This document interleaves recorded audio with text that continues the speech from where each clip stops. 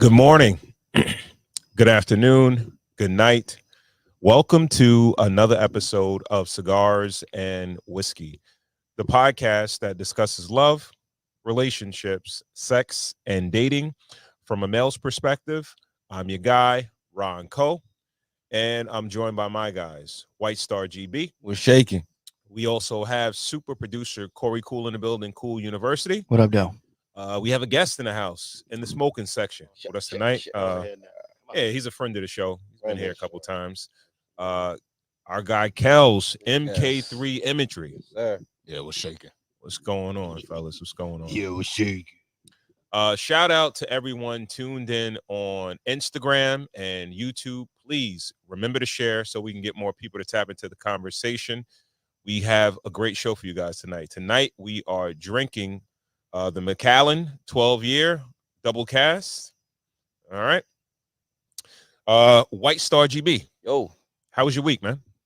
Week was good, man. Actually, 2 weeks, right? We took last week off. We had some bad weather. Yep. I've been enjoying the Olympics, man. I don't think we had any Olympics talk on the pod, right? Nah, not really. Not really. Yeah, it wrapped up. I kind of enjoyed it. Kind of don't know what to watch anymore. It's kind of like you just turn on the TV anytime. It's like volleyball or like field hockey on. Or I only you watch any? With the track and field. Track and field? Track and field. I think track and field starts on like the second Saturday, right? Like they let everything kind of rock. Track and field definitely turned up. Shout out to all the gold medalists. I feel like they said the United States won 72% of all the gold medals. 72%? Yeah, we dominated. And that's in all across. That's across the board. Yeah. Oh, okay. Yeah. So it was a good time though. Whatchamacallit got to go, right? Biles. Simone Biles. Shout out to Simone Biles. Did her thing. Richardson. I think she Sha'Carri caught in the relay. In the relay. The relay right. was Gabby Thomas. Gabby Thomas did her thing. I forgot the other two chicks. Yeah. They're not as popular as those two. Right. Yeah, they did a great job. Homie though, Noah Lyles, yo. Noah Lyles. Yeah, COVID. It was real convenient for that COVID on when he caught the bronze though. He's one of those Mayweather kind of athletes. He's like polarizing. I'm not gonna lie. Mm-hmm. I watched him to root against him. I was rooting against homeboy. Yo, he's black and he's American, and I was literally rooting for him to lose, yo, because you just got the hater vibe. I got the hater vibe, yo. I ain't like the way he was talking about the NBA. I don't like we spoke about it when Speed Island and Mac was on. Yeah. And he had those comments that he's a better athlete than the NBA athletes, and he feels annoyed when he watches the NBA win championships because they're not the champions of the world. But the best players in the world play in the NBA. Absolutely. So it was kind of like, what was he even talking about? All right. And he alienated himself to against a big sports base. No, I think what his goal was ultimately was to just get more eyeballs on track and field. And he absolutely did. He did that. Yeah. And post Usain Bolt world. Exactly. He's the guy now. Absolutely. Love him or hate him. He's the guy. Absolutely. Right. So I kind of get what he was doing. And he wasn't dead wrong about what he was saying. He was dead ass wrong. Nah. Because they always compete on a world scale. You understand what I'm saying? So does the NBA. The best players in the world play in the NBA. We have players from all over the world. You can't really say that because you're speaking as an American. You didn't know that dude that's on the Spurs before was there. Who? You just know he's there now because Victor Wembanyama? Yeah. What do you mean? We watched clips of him playing from 8th grade. I didn't see him. I did. But he wasn't playing. He wasn't playing in the United States. Yeah, he was playing in France. We were watching clips of him playing in France. He's playing in France, though. Yes. He wasn't playing. But now he's here. Now he's old enough to play, and he's a grown, and he's an adult. I think he can play here. He was playing in France until he was old enough to play here. That's what I'm saying. Okay. Once he was old enough, he got out of there. Same thing with Luka Doncic. We watched Luka compete as a kid against grown men over there. But once he got old enough, he came to play here. Okay. The best players in the world end up playing in the They, NBA. and And you there's said, no no. live- I'm glad you corrected yourself. Yeah, they why? end up playing over here. But when you're a kid, you're a kid. You can't play as a child against grown men. I think you can. I think a lot of people come do. on, now you come Yo, on. I, yo, no, you no, no, looking no, for no, no. anything. No. I'm Kids, not. I'm like, not. come on. I'm not. It's not I'm talking. Nickelodeon, You don't nigga. think you don't think these dudes, right? When they're playing, when they're coming up at AAU, they're going to school or whatever. You don't think they hoop with pro ballers? Over there, they're playing against plumbers. These niggas got full-time jobs and they come in the, you know what I'm saying? These niggas No, I'm talking about over here. I'm talking about over They here. can't hoop over here until they grown men. Because like the grown men here are grown men. I understand that, Well, but you don't I mean, think LeBron was here- playing against NBA players before he went to the league? Kinda, but not. No, it's like, not a kinda. That- He was. That's what the Olympics Yeah, is but he for. wasn't The World playing Games on is for. Exactly. Those- So all right. So this is what I'm saying. Every time they race, it's like the Olympics. It's people from all over the country. You understand what I'm saying? It's not like, yo, just one league. It's like, all right, Italy, France, and all, even in, but it's the, a in the lot of national bum in the niggas nationals too. and all. Yo, but they race against a lot of bum niggas too. I get it. That's not the point that we're debating now. What? Yeah, okay. What? We're just we're debating that every time they play, or Yeah, they it's run, every- it's they're every- running yeah. running against the top in the entire And world. let's talk about it. Running. Running is a sport. I'm not gonna do that. But everybody run. Like, it don't take a skill to run. Nah, I'm not gonna do that to running. I'm not gonna do that. I'm not gonna do that to running. I'm not gonna do that. Shout out to Mac. I won't finish talking about. I ain't gonna do that. I ain't gonna do that. I'm not gonna do that to running.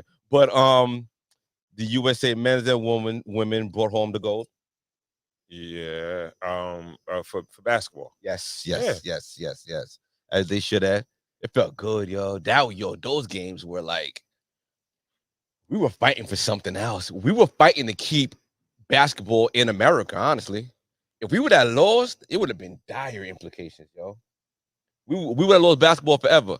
Homeboy saying that, and then some out-of-towners like beating us, that should have been crazy for like USA basketball. All right, yo. so that kind of goes to what we were just talking about. Mhm. There was a couple of times that they actually lost, right?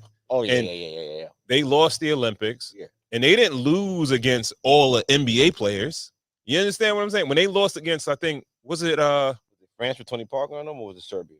they lost to, I think they lost to France. I think they also lost. Didn't they lose to Manu Ginobili one year? Yeah, Argentina. Yeah, Argentina spanked. All right, Yeah, so yeah. all them dudes is not in the league. You understand what I'm saying? Nah. They wasn't in the league. Yeah, but they didn't send the best in the league. Brown was out there, but you know, Kobe had to come back and like really like tighten it up for us. No, I get They it. sent a lot of unserious players over there. The conversation that's not happening every 4 years when the Olympics comes around Mhm. is what some people are afraid to say. Now we got people of different cultures that listen on to the now. show, whatever like Oh, that. now. I think it shows that people of African descent are genetically like kind of superior. It looked crazy. Like, It looked crazy. yo, bro, Yeah, it looked when crazy. you look at when you watch basketball and you watch track and field, it's Mhm. like head and above. Like if you were to see somebody of European descent get like the fastest man in the world or win one of those races, Yeah. you'll be super duper surprised. It just Right. never happens. It's usually, even if they're from a European country, it's a person of African descent. But this, That one but white there boy- are sports that you don't see us in either. But wait, that ping one pong? white boy though, he won the longest, the one where you run around the track like 4 times or something like that, or 5 times or something like that. Okay. Oh, was the white dude that won that? Yeah, he won What that. country? Maybe I only watched Norway? the women's and shorty with the big foot, the forehead. Yeah. No, they can run some long distances. yeah, the long Yeah, distance. They could 'cause do long distance. he had like a reality The show bigger in the this forehead, the country. longer they could go, yo. But usually Africa, it's Kenyans and No, Ethiopians, yeah, Mauritians, they normally you win know, those. Yeah, they get busy. They get Yeah. busy. They go long time. Yeah, man. Swimming, you ain't gonna never see no nigga in that pool. yeah. It's gonna be a while until you see a nigga. That table tennis, you never gonna see a nigga out there. And they're gonna be trying to do too much. You know what I mean? Yeah, you gotta keep it a little tight. What do you think about I have breakdancing? fun. Who? What do you think about breakdancing? Dang. Did you watch it? I didn't watch it, yo. I could see in the backlash. That shit was disrespectful, yo. And it will not return to next 4 Fuck years. it It up. won't. Nah, it won't return. He broke dancing. What? I didn't see it. Ray gun. So why is it not coming back though? I don't know why it's not coming back, but it's been getting a lot of backlash because an Australian breakdancer, a competitor, Ray Gun, she went out there and just made a whole mockery of, honestly, of the culture. Like, she went out there. I don't know if that was prepared. It looked like a Saturday Night Live sketch, yo. What did she do? She was hopping around like a kangaroo, literally, yo. Did she win? She got 0 points. It was scored on points, almost like a gymnastics routine, and she got 0 points. So at least the refs kept it real. She wasted everybody's time, bro. I'm It was assuming kinda sad. Asians, like Chinese people. Nah, the winner was a Filipino girl. Oh, Asian descent. Yeah, though, but you know the it's like, Filipinos are the best at black culture. nah. Who is? I think Chinese. Nah, no way. Filipinos hold it down. Filipinos. Filipinos, dog. I think Chinese. You ever Like watch Filipino karaoke? I think They get that- busy over there, yo. I think Chinese people, they capture, or they're intrigued by black culture more than any other ethnicity. Like as far as the way we dress, music, Yeah. break dancing, that type of stuff. I dig it. I dig it. Yeah. I enjoyed the Olympics a lot, though. Great summer watching. Got me ready for football. Held us over. I Mhm. think we could do it would it be too much to do it every 2 years? I think it would take takes- away it- from the mystique of it. I know. All right.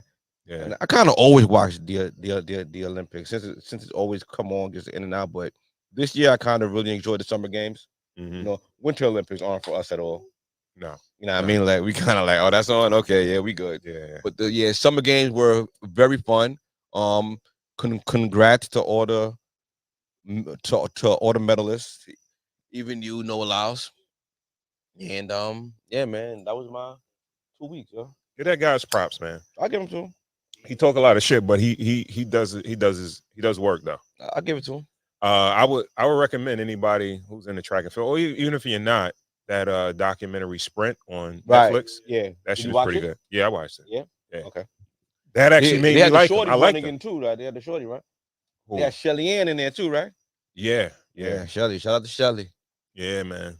I don't know. It feel like it seemed like Jamaica. They getting a little older, so they might be falling a little bit off, man. So Yeah, man. yeah. All right. Again, a shout out to everyone tuned in on YouTube and Instagram. Please remember to share so we can get more people to tap into the conversation, and we'll jump right into the show. How was your week, big dog? Come on now. Uh, Come on now. What happened to you, big dog? my week was cool. Yeah, slow motion. Slow motion, man. Just Dog ready to days get of back. summer, right? Yeah, man. Had a little, had a week off and just relax, man. Just ready to get back on the mic. That's all. Well, All right. let's get to it. Let's go to YouTube first. Get that out of the way. All right. Once you give them a little brief rundown on. Well, this is two things that happened combined into one. Comedy Hype News kind of combined the Tracy Ellis Ross Thirst Trap Instagram post with Kirk Franklin actually saying that black community and the black church shame women into marriage at a young age. Yeah, so we can start that from the beginning. Yeah, we ready to rock. For Comedy Hype News, I'm Symphony Thompson. Tracy Ellis Ross is getting some heat after the Shade Room posted a near topless picture of the actress, and some folks online seem to have a problem with it. They would accuse the 51-year-old of thirst trapping, even going as far as shaming her for not being married and having children. Now, on Monday, Kurt Franklin would make headlines after addressing what he... What do you consider a thirst trap? Sexy pictures. That cause what? That cause people to jump into your DMs and Yeah. cause a stir and Trying to get attention. boosts up your status I don't know if it as a boosts sex up your. as a sex symbol. No, just because you put out thirst traps doesn't mean you're a sex symbol. It's just like get a little bit of quick attention. That's all. Hmm. It doesn't. Are there any legendary thirst traps? pictures as far as women. I know that. Oh, a little Kim poster. Little Kim posters are up there. But Yeah. what else could I think of? That's That's Jackson Super Bowl. Now that Taylor kind of whack at Super Bowl though. the They didn't even know what that shit was on. And niggas wasn't used to no like nipple piercings and nothing like that, right? It was like, what the fuck is that on her titty? yeah. Yeah. Let's go. He calls the toxic belief that a woman shouldn't be single at the age of 30, 35, which is why he believes marriage has been weaponized in the Black community. Franklin would go on to say marriage often becomes an identity to some women. Well, that hasn't been a problem for Tracy Ellis Ross, as she often receives criticism for deciding to remain unmarried and childless. Today, we have our company hype analyst, Lab Love, and Marvin Hunter on the show to talk all about it. But first, let's take a look at this clip. I believe that marriage has been weaponized in Western Christianity. Giving has been weaponized in Western Christianity. Sexuality has been weaponized. For example, any woman listening to this can attest in our Marriage, giving, and sexuality have been weaponized. What? Marriage giving? Marriage, giving, and sexuality has been weaponized in Western Christianity. What do you mean giving? Giving money, tithing. Okay. That's what I take from it. Okay, Giving okay. money, contributing, just earning. I mean, altogether, like money, but like giving to the church and all that. That's what I took from it. Okay. Okay. Has been weaponized. I think it's don't full of think- shit. I don't. Okay, please go first. Because marriage, giving, and what else? Sexuality. Sexuality, right? All right. He's catering to women so he can get the money and telling them they don't have to get married and they can still be sexual, right? So everything is for that dollar, right? He's catering to his audience, right? You get married so you don't live in sexual sin, right? Am I right? Yeah. You know what I mean? I'm following you. So if you're Preach, not, nigga, you preaching though. if If you're bass not, in that shit, nigga, come on. if you're not, most people, if they're not married, Yeah. and they're probably living in sexual sin technically, Cool. and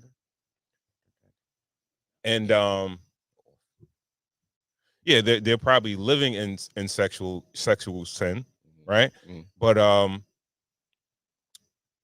they're not telling these women when they say you don't have to be married at a certain age or whatever not to be sexually promiscuous. Mm.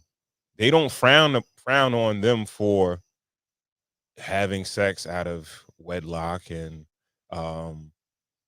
maybe yeah, they sleeping do. with, huh? Yeah, they do. No, they don't. What does he say in that clip, in that interview? He's saying it's nothing wrong with that. Yeah, he's saying that, but I feel like he's like a radical almost. Like he's framing himself as the religion. Well, he speaks Radical. for the Christian community. He's a Christian radical to me. Like that's the way You think he's a radical? Yeah, because I don't think he's any different than Jake's. I don't think he's any different than any other the big preachers, pastors, I don't really follow reverends. their preaching, but or his either. But I know the core principles, and he's going against it. So I think the majority. Let's if you're let's going just against the core I'll preachings, I consider you a radical. let's just say 70% of the Christian community is women, right? And I guess Let's I say, wouldn't know that. and I would You probably said 60? I would say 70 Okay, fine. Okay. women, Okay. right? I'll give you that. And probably out of those 70% of women, Mhm. maybe 50% of them are married. You can't shame these people, or they're not going to come back to the church. They're not going to tithe, right? So you tell them, yo, if you come here, you pray to God, you give, you repent for your sins. He's it's all catering good. to the base. I believe so, yeah.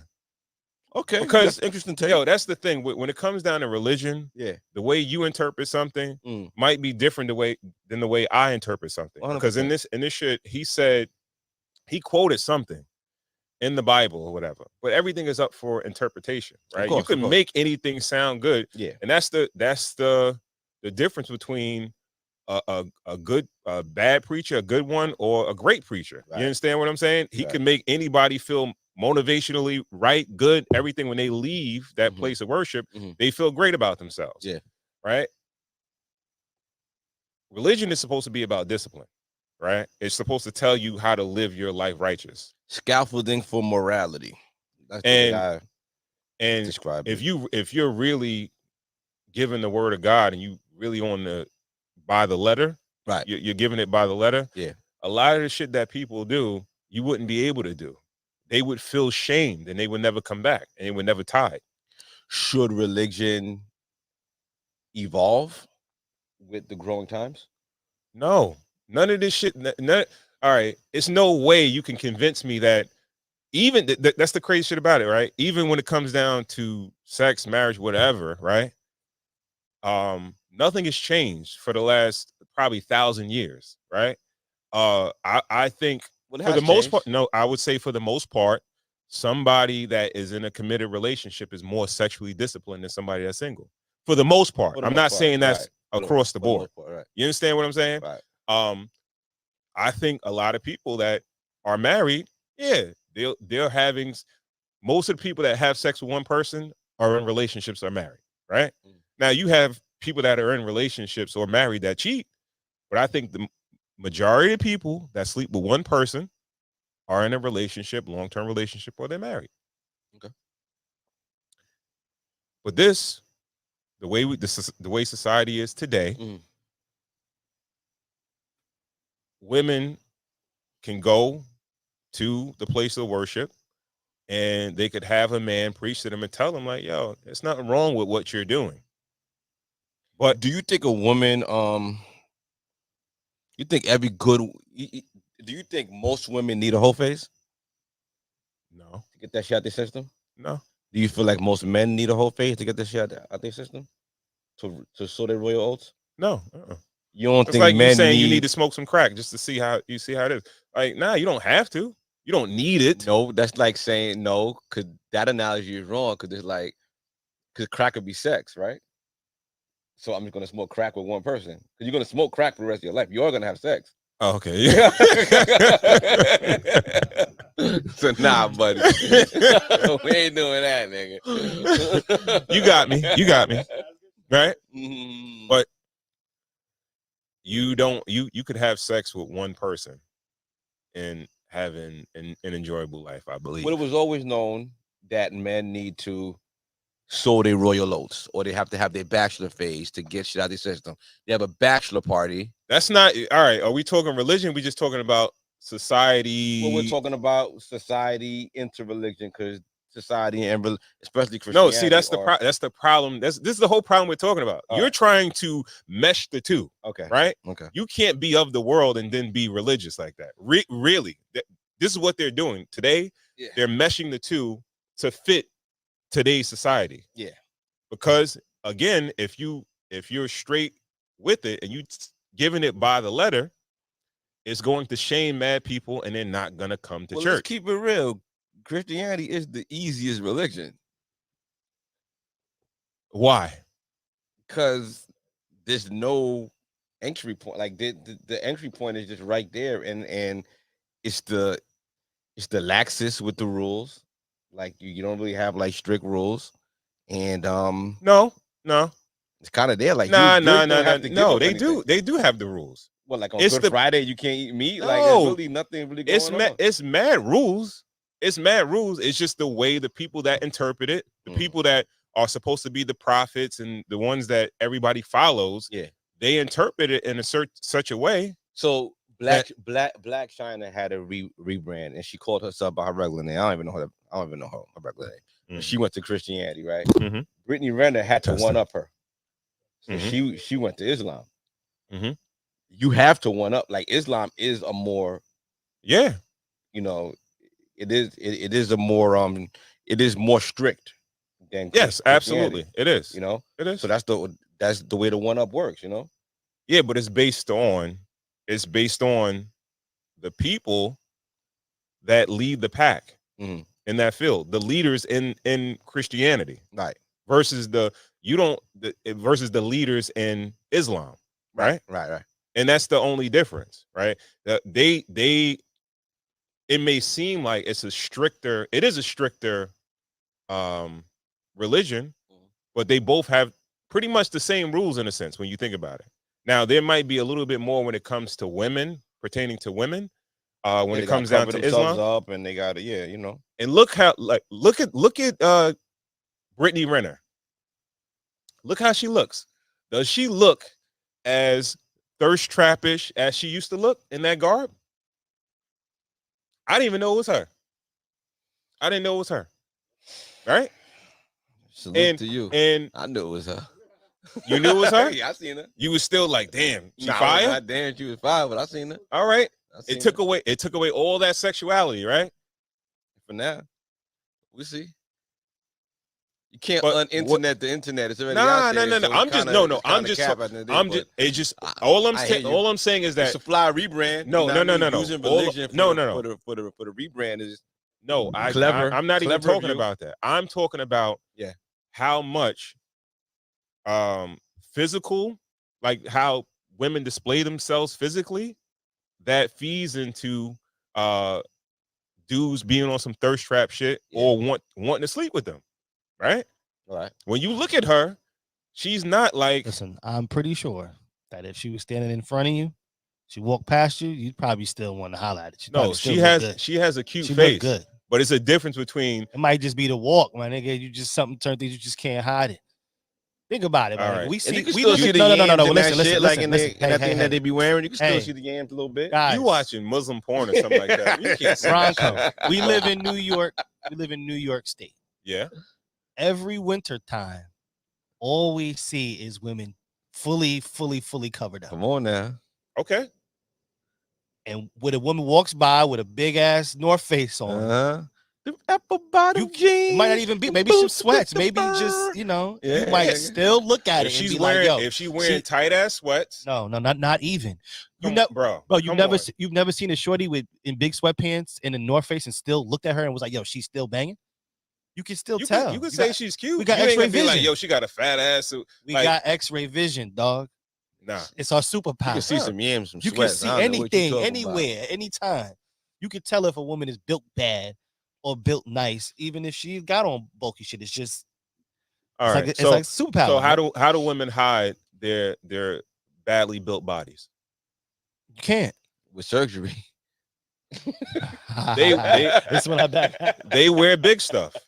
Yeah. They wear bigger clothes. Yeah. You know what I mean? Yeah. Because it's not going to show. Right. If some of these chicks, like a chick that had a BBL, So you telling me chicks don't get bagged in New York City? That's not what I'm saying. Snow on the ground. I will promise you, right? You put Brittany Renner the way she used to look, right, in a room, and then you put her in her garb, she's gonna get less attention. All right. Well, You would agree? Would you agree or disagree? Semantics, man. Huh? She'd be back. Semantics. Basically, what it all boils down to is the fact that women, they when it comes down to Christianity, they still allow women to present their sexuality. Can you change who you really are? If you're an opportunist, if she knew that she growing up, niggas paid her attention, she had a decent body, the internet thing worked, she was photogenic, and she worked. Like, can you change who you are at the core of it? There you are. Is it just another? It's a rebrand, right? Because it's like, yo, hey, we're talking about her. Mm-hmm. You know what I mean? And she could just go, and it's probably a dude with a bag funding it. Maybe she might go to Dubai and get one of them dudes that might be with a prince or some shit. Next on the list. Maybe she got converted for the bag. Maybe it's some dude from Dubai. Take her, drop her in the middle of a Dubai or one of those Muslim countries. She's gonna get hella attention. This might be double than on a normal day. Why? No, because I'm telling you, certain things that you just can't hide. You can't hide what? You can't hide your eyebrows. Just the way she walk, it might just be like you can tell that there's something there. Yo, they don't wear. My nigga, you blind? You got blind all of a sudden? They don't wear tight stuff, bro. Not about that. Okay, nothing wears tight stuff there. No, they do. They got some women that are of the world there. You watch Housewives of Dubai or whatever? Absolutely not. Okay. My wife watches it, and they got some worldly women that are not super garbed up, you know. But go ahead. I'm sorry. Finish your point. What does worldly mean? They're not. They don't live by. Hoish? No, they might like they're not gonna wear the traditional garb that women wear there. They're gonna wear their designers. They're gonna wear regular tight shit, whatever. Yeah, they're pretty much not gonna follow. They're not religious like that or heavily religious. Let's go to Tracy Ellis Ross real quick. She 50 years old, and she's taking pictures, hiding her breast, showing her waistline. Sometimes she shows her ass and all that. Like not her whole ass, but she could be proud of her body. She probably eats well, works out, great looking lady for her age. Is it a little bit sad that she's doing that at her age? No. Okay. We're just fine with that. Nope. Right. Perfectly fine with it. You want to see it? Well, because I know we could want to see why? it and still feel bad for her. The reason why is because I think we were lucky enough, or she was lucky enough to show many other layers of herself. Right. With it. You can, because none of us can sit here and say that that's her one trick pony thing. That's her call. You know, that's why she's where she is. You can't say that. No. Right. No. So I believe, luckily for her, she got first of all, she comes from a lineage, right? Mm-hmm. You know, did her part as far as her sitcom and things of that nature and her shows or whatever the case was. All of her shows, every show. That show's been off for a while, though. Every show that she's played, and she's a respectable kind of. She was on Girlfriends. What else was she on? Well, you know, the Blackish. Oh, she was on Black. Oh, yeah. She was the Mama Blackish. Right. She has some, movies. She did her thing. Yeah. Right. I can't take that. And none of them is she like assed out or whatever. She's always playing some kind of educated, right, kind of personality driven character. Right. So to go back, I think it's more of I worked hard on this. I did 100 crunches, man. I'm trying to, come see this. As opposed to like she lost some weight or something. Like she. No, I'm saying no. I mean, looked the same. Yeah, she looked the same. I mean, like I worked on transformation. I mean, Halle like Berry do kind of the same thing. Halle Berry. I'm not saying in regards of a transformation. I'm just saying I worked hard. I continuously work hard to maintain this. Then I might show it off a little something. It's all worldly shit. Well, the same way a nigga would Tracy's not trying to be not worldly. She's not trying to portray something other. Well, let's use our words a little bit. Like, all right. The reason, can I say? Yeah, sure. The reason why I brought up worldly is because you got I don't know what worldly mean, my nigga. I don't know what worldly mean. You saying worldly? You got a guy that what is worldly? He's a minister, right? Minister Kirk Franklin is coming out defending her, right? He was defending her. Is he a minister or like defending a singer? women like He's her? A singer, huh? He's a singer. He be preaching too. He make music. Yeah, I ain't never heard this nigga like he preaches in the music too. Who you talking about? Come on, it can't be both. Who'd you say? Kirk Franklin. Yeah, I will. Yeah, I'm sure he preached. Like the DJ Khaled of like singing, of like church. Yeah, maybe. Yeah. Okay. Put people together and then he rock. But I'm sure he has. I'm sure he preaches and does some sermons and stuff like that. All right. I believe so. But no, worldly. What does worldly mean? Like worldly, what for the streets? Yeah, pretty much. So they for the world. No. A man could be worldly too. What makes a what I makes think a man worldly is undisciplined. I'm a worldly nigga. I don't know, Ron. That's colorful. That's colorful because what do you mean undisciplined? Because I'm worldly. I'm sitting here smoking a cigar, drinking whiskey. That's undisciplined. Well, kids are taken care of. All right, wife is taken care of. You went to work. All right, I get that. Right. If we're talking about it's your downtime. In a religious or under God, yeah, it is worldly. Maybe the liquor is a cigar, not smoking tobacco and drinking alcohol. No, I know some pastors that smoke a cigar, and you know what I'm saying. I don't know about the whiskey, but I think they might partake in. This is my point, right? We look to these niggas, but they're not really giving people the word to the letter. They don't live the life. You understand what I'm saying? They're not like they're not like the Pope, right? Or a nun or something like that. That give their lives for religion. You understand what I'm saying? They speak it and they live it. You understand what I'm saying? To the 9th, 10th power. You understand what I'm saying? And I think that's one of the problems with Christianity, right? Yeah. You can skew the word in whatever way you want to, right? Christianity has pretty much changed into motivational speaking. If you just take God out of it and you just say the same shit, it could be like a motivational presentation. A lot of people need that though. No, absolutely. You know, absolutely. I ain't knocking it. A lot of people need that, but need it for what though? They needed to get it through to get them through their week. They need them to get it out, to get them through their rough times. Mm-hmm. Some people are in ruts. Some people need instruction every week. Some people need a coach, but most people that have therapists. Some people need just that whole. Yeah, but a lot of times when people have they have rough times, it's because of worldly shit. Because they're not disciplined. Because they're not disciplined. Yeah, well, yeah, the undisciplined turns into sickness. If you tell me anything about somebody, right, and it's something negative, we can all trace our negativity to something that's undisciplined in our life, probably. Okay, I'll give you that. If you tell me a problem, right, I could probably definitely link that problem to something where you lack discipline. Well, if you struggle with alcoholism, chances are that something else is going to be impacted in your life, right? You might trace it back. Come on, where does I mean? So alcohol. You said that you could trace everything back. You got to give me a problem. I said alcoholism.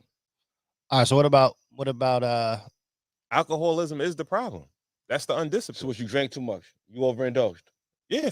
You shouldn't drink at all. Okay. Yeah.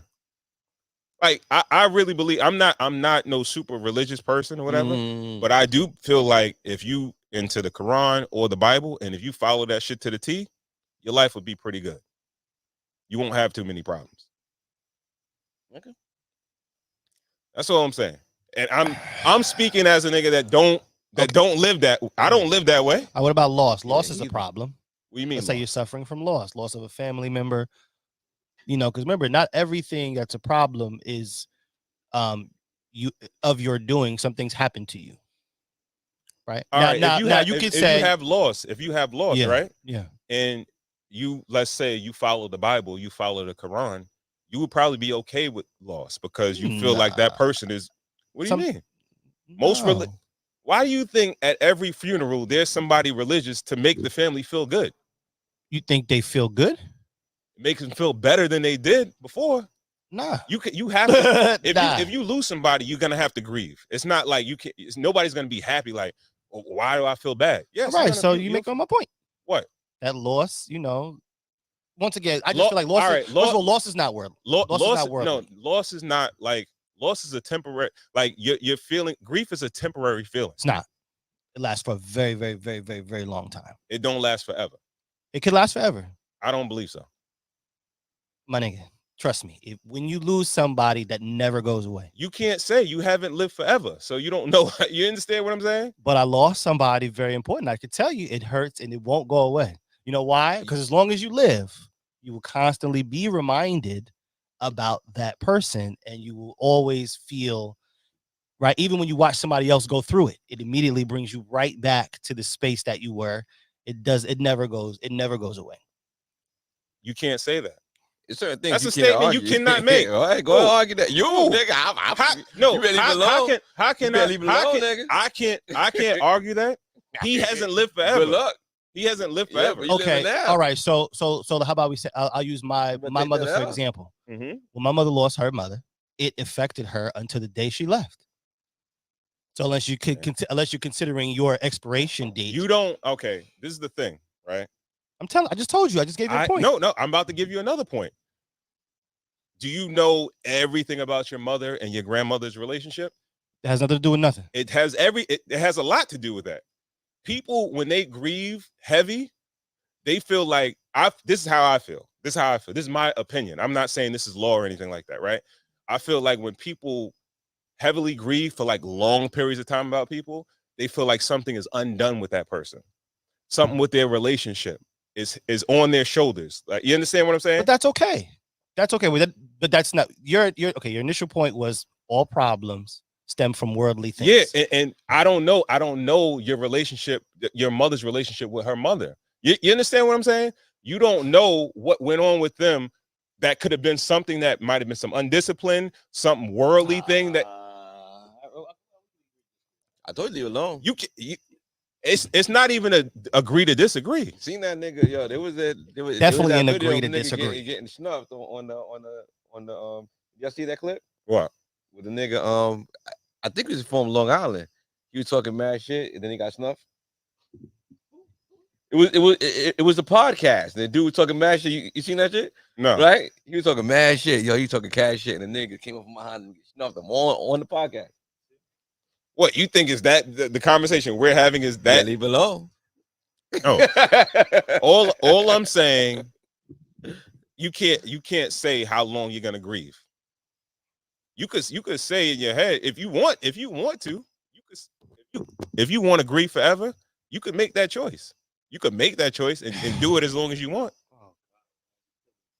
I think it's a cold approach to the whole thing. A cold approach to what? I can't rock with you No, on this, the conversation wasn't about grief. It was about No, it was about loss. You said all problems. No, the conversation wasn't. You brought up loss, right? Because you said problems. I said loss could yeah. be a problem. Yo. When you lose somebody, that can become Lo- a problem of yours. The grieving and all those things, that becomes a problem. I don't see that as undisciplined or anything like that can be the cause of that. You get what I'm saying? I get what you're saying. That's it. All right, loss is not a problem. Yo, when I was 5, Loss is a feeling. When I was 5, I had this stuffed animal. I had Felix the cat. I had this stuffed animal. Mhm. This is my guy. I took him everywhere with me. And I remember, we were on the subway one time, me and my mom. And I left him on the subway. And I just watched the door close. Felix leave. And 40 years later, I still remember that shit. Okay. I've never forgotten Felix, dog. You can't. Loss is a real thing, dog. No, I'm not. Bro. Think about Felix. When did I ever say loss? Loss is not a real thing. I don't know what you thinking. I don't know what you think. You saying worldly. I don't know. He was saying worldly. No, he said loss. No, wait, no. Loss is a problem. He said loss is a problem. No. I said somebody dealing with loss could be a problem that they're having. And I said, there's no worldly roots to that. All right. Let me. All right. I shouldn't even never went down there. So you right? you can say majority. No. People's All right, problems. no. Never wrong. Let's say a problem. Worldly. Let's say if I can't keep a job, right? I can't. You can't dictate how. I can't dictate how somebody else grieves, or this person grieves, that person grieves, or loss, or whatever like that. That's somebody's emotions, right? Mm. You could say it's a problem. When I say a problem, I mean like, my car keeps breaking down, or I can't keep a girlfriend, or I can't keep a boyfriend. I can't shit like that. So I can't keep a job. Is your car keep breaking down because of what, the undisciplined worker who put it together? Or maybe you're not. Maybe you're not doing the correct maintenance to it. Maybe you're not fixing it. Maybe you're not doing so the right. You equated a car breaking down to not being able to keep a stable relationship? No. So I'm saying if the problem is my car keeps breaking down, okay, right? All right. If you break that down, right, it's like, all right, I'm taking my shit to a shade tree mechanic. I'm not spending the money it takes to fix it. What if you just bought a lemon? All right, you went and bought a lemon. Why you ain't go spend some money on a car? Why you was cheap? Yo, I ain't joining his religion. His religion bro, gonna be hard on niggas, boy. God, yo, damn, bro. Ronism. Bro. We gotta start your shit. This is the thing. I'm not saying I could look at the problems that I have in my life, right? I could look at the problems I have in my own life, and I'll be like, yo, this is happening because of this. It's not like I'm saying it's for everybody else and it's not for me. You can reconcile things and you can make sense of things, but certain things as a human just still weigh on you. Like you have to allow yourself to be human and to soak up certain bad things and learn from them, and Okay, Yeah, that's right? fine. Okay. But if you could do an audit or Mhm. itemize what happened, Yeah, it prevents you from making mistakes in the future, right? Now, I can't argue and with it that. gives. See, this is the thing people don't realize is that when you can kind of rationalize where your problems are coming from, Yeah. it gives you control of your life, right? Yeah. When you say I can't, well, I don't know, whatever, this is not my fault. Yeah.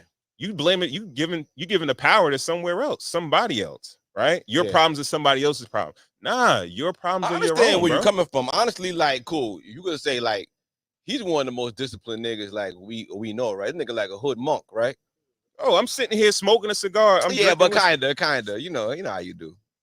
You know what I mean? Like, you adhere to different things, and you give up certain things at a certain time, and you don't play around. Like, you stick to what you stick to. But those are good principles. But I don't think everybody. I think to get everybody, you got to have some level of grace for like people. I'm not saying like I see my son and he got an issue. I'm like, suck the shit up, stop crying or whatever. No, I'm not like that.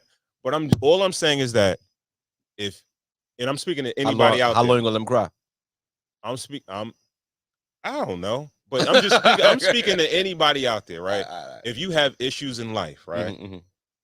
Chances are is that you can kind of do an audit, self-assess it, Mhm. and figure out where that shit came from. I agree with you. That's all I'm saying. And Busting your chances chops, but chances are is that I when agree with you. you get down to the base of it, it's Mm. probably some undisciplined part of your life that created that problem, bro. And religion Gives you discipline. gives you discipline. The world is going to give you whatever you want, right? Worldly. If you want to have sex with 100 women, 100 men, you want to have sex with men, women, everything. You want to have sex with animals, they'll let you.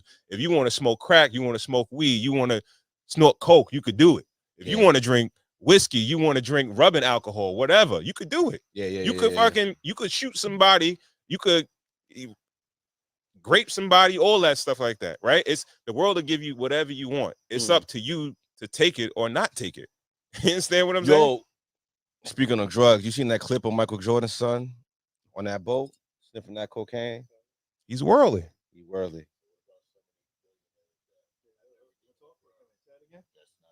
Coming to the mic. Yeah, we can't hear you though. Can't hear you, cuz. Come on now. I was saying, what about some of these billionaires that's, you know what I'm saying, have all this money in the world, can buy anything, everything, who's,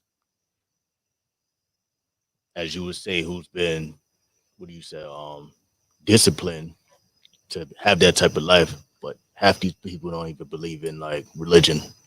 I don't think, see, that's another issue that we have in this world. We relate righteousness to how much money you have.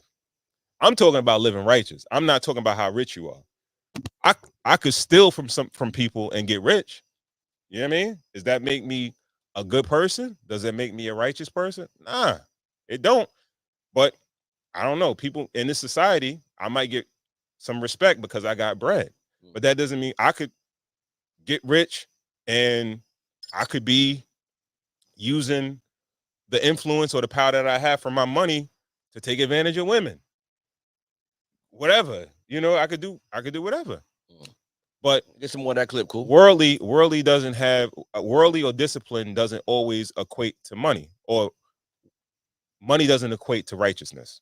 I know what our new hoodie is for the fall though. Worldly. We gotta get some worldly niggas. Worldly niggas. Coach, don't be no 30, 35-year-old single black woman and go to the family reunion. Older women are gonna do nothing. They're gonna look at you and wonder why you not married. Where your man at? Like, it's a prerequisite for identity and value that if you don't have a man, if you don't have kids, something about you is broken. Do you understand how dysfunctional these messages are and how we super spiritualize these messages? Paul said, but marriage is a necessary distraction. I have many friends that were in ministry at church. The church has told them, if you're going to be in ministry, you can't be single. We're not going to let you work with the youth ministry if you're single. You can't do this. And so what people do, they quickly get married. You see what I'm saying? There's never been a single president. No, it hasn't. I think it has been one. Who? What was it, FDR? I was thinking about the same. Yeah, he was never with a bitch, right? Yeah. No, but he was in a wheelchair, right? Yeah. Yeah, well, you know, he couldn't do nothing.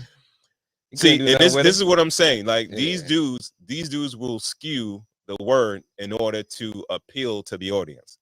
He says the Bible says that marriage is a necessary distraction. Now you could take it as negativity, but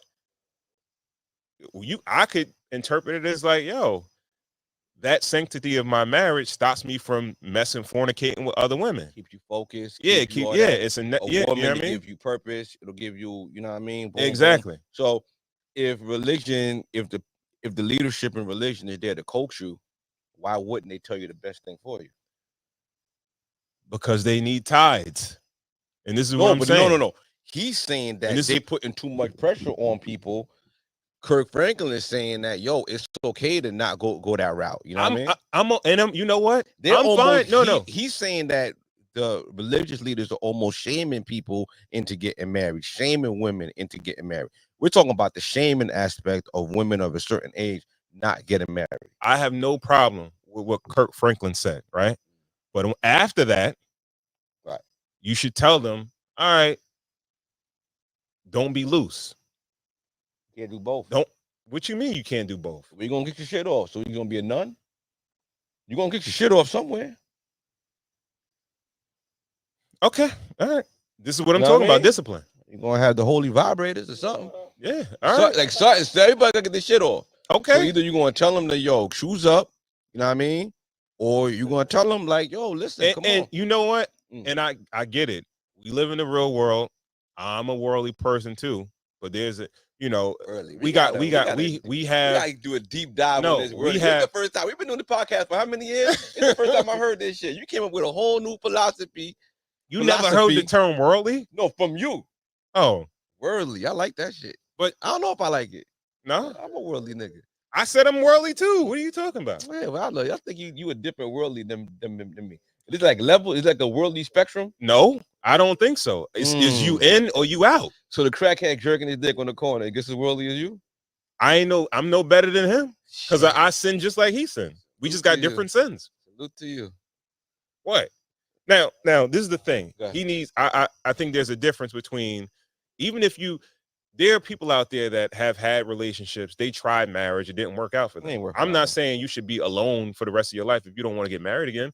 But yeah, have a relationship. You know, build something with somebody or whatever. Even if y'all don't get married. Yeah. Right. Yeah. But we gotta kind of relay it to or equate it to what goes on in society. We have a society of women.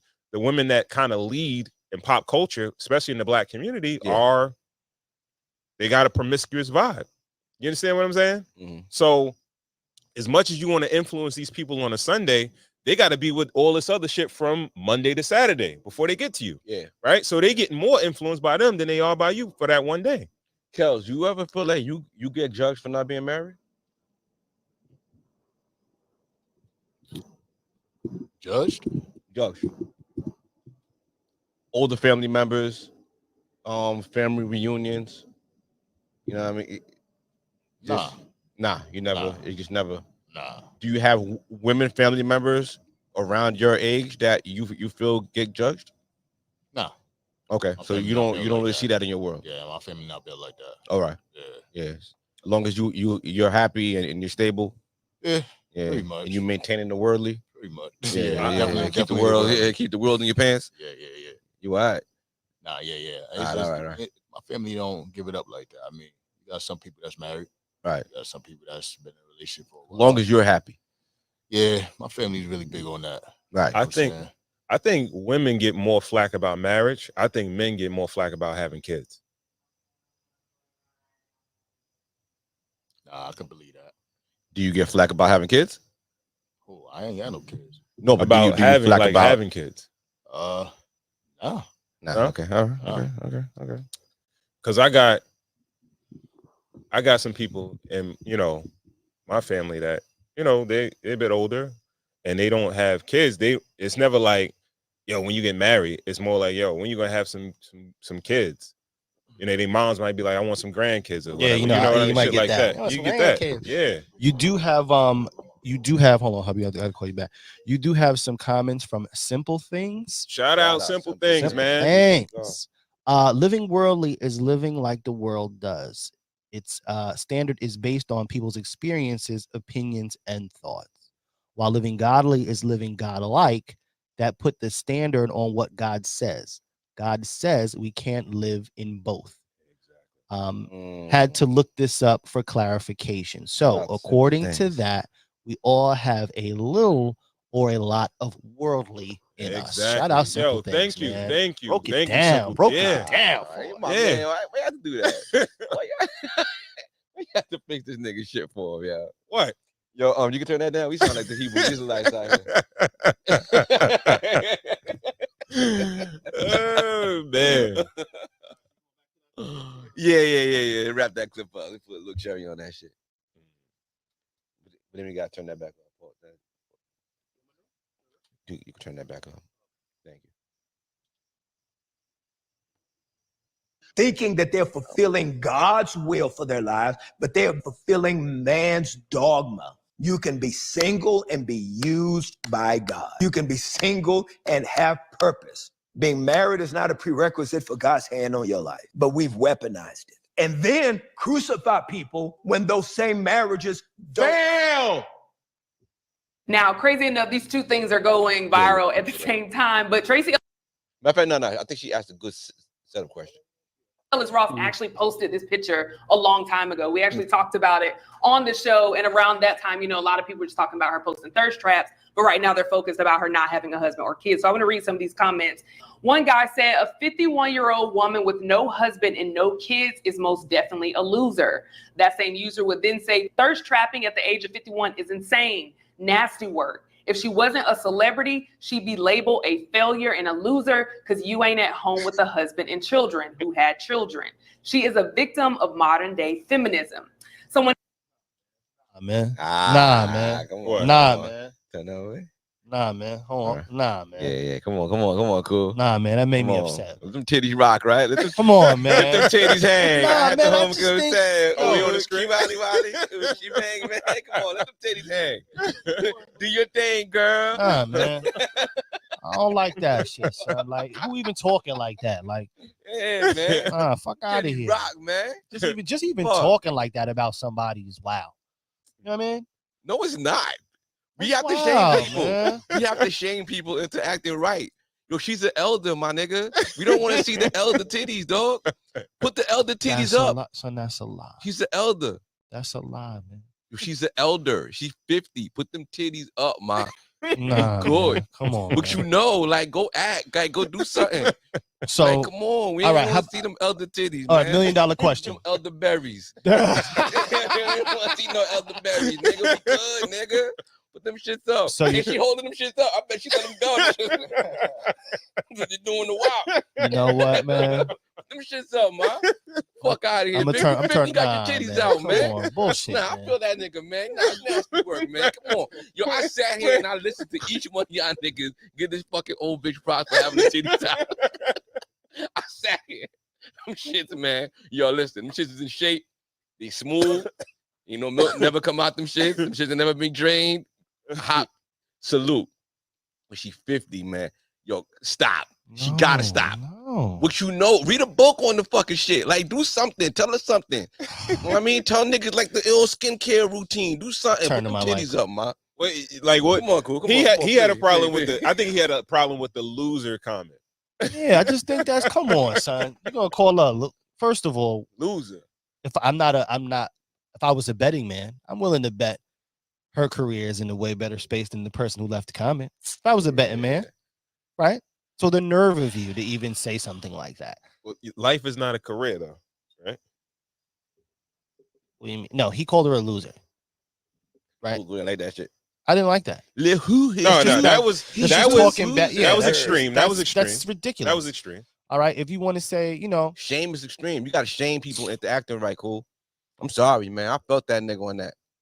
That's Yeah. why I want to let that shit play a little bit. I want to, yeah. Get that shame going. Them Yeah. titties. and they black them shits out. And them shits is high Someone else said thirst traps. Nice. Could you imagine your 51-year-old family member doing this? I thought this woman had class. Someone else would add, she's too old to be doing stuff like this. Lastly, someone would actually come to her defense and say, so sick of men thinking that every time a woman does something like this, it's a cry for help or attention. Seeking to appease a man, do y'all really think that the one and only Tracy Ellis Ross couldn't have 10 men standing at her attention in 10 minutes? And y'all favorite friend Steve Brown says she made it jump a little bit with the side eyes. Lab, I'm gonna come to you for first, and there's layers here, but I want to first focus on Tracy Ellis Ross. A lot of people saying like, you know, Yeah. Yeah. Appreciate you. Cool. A couple of things what Kurt Franklin said, like, yo, you don't have to, like, you don't have to be married to have purpose or whatever, right? No, of course not. But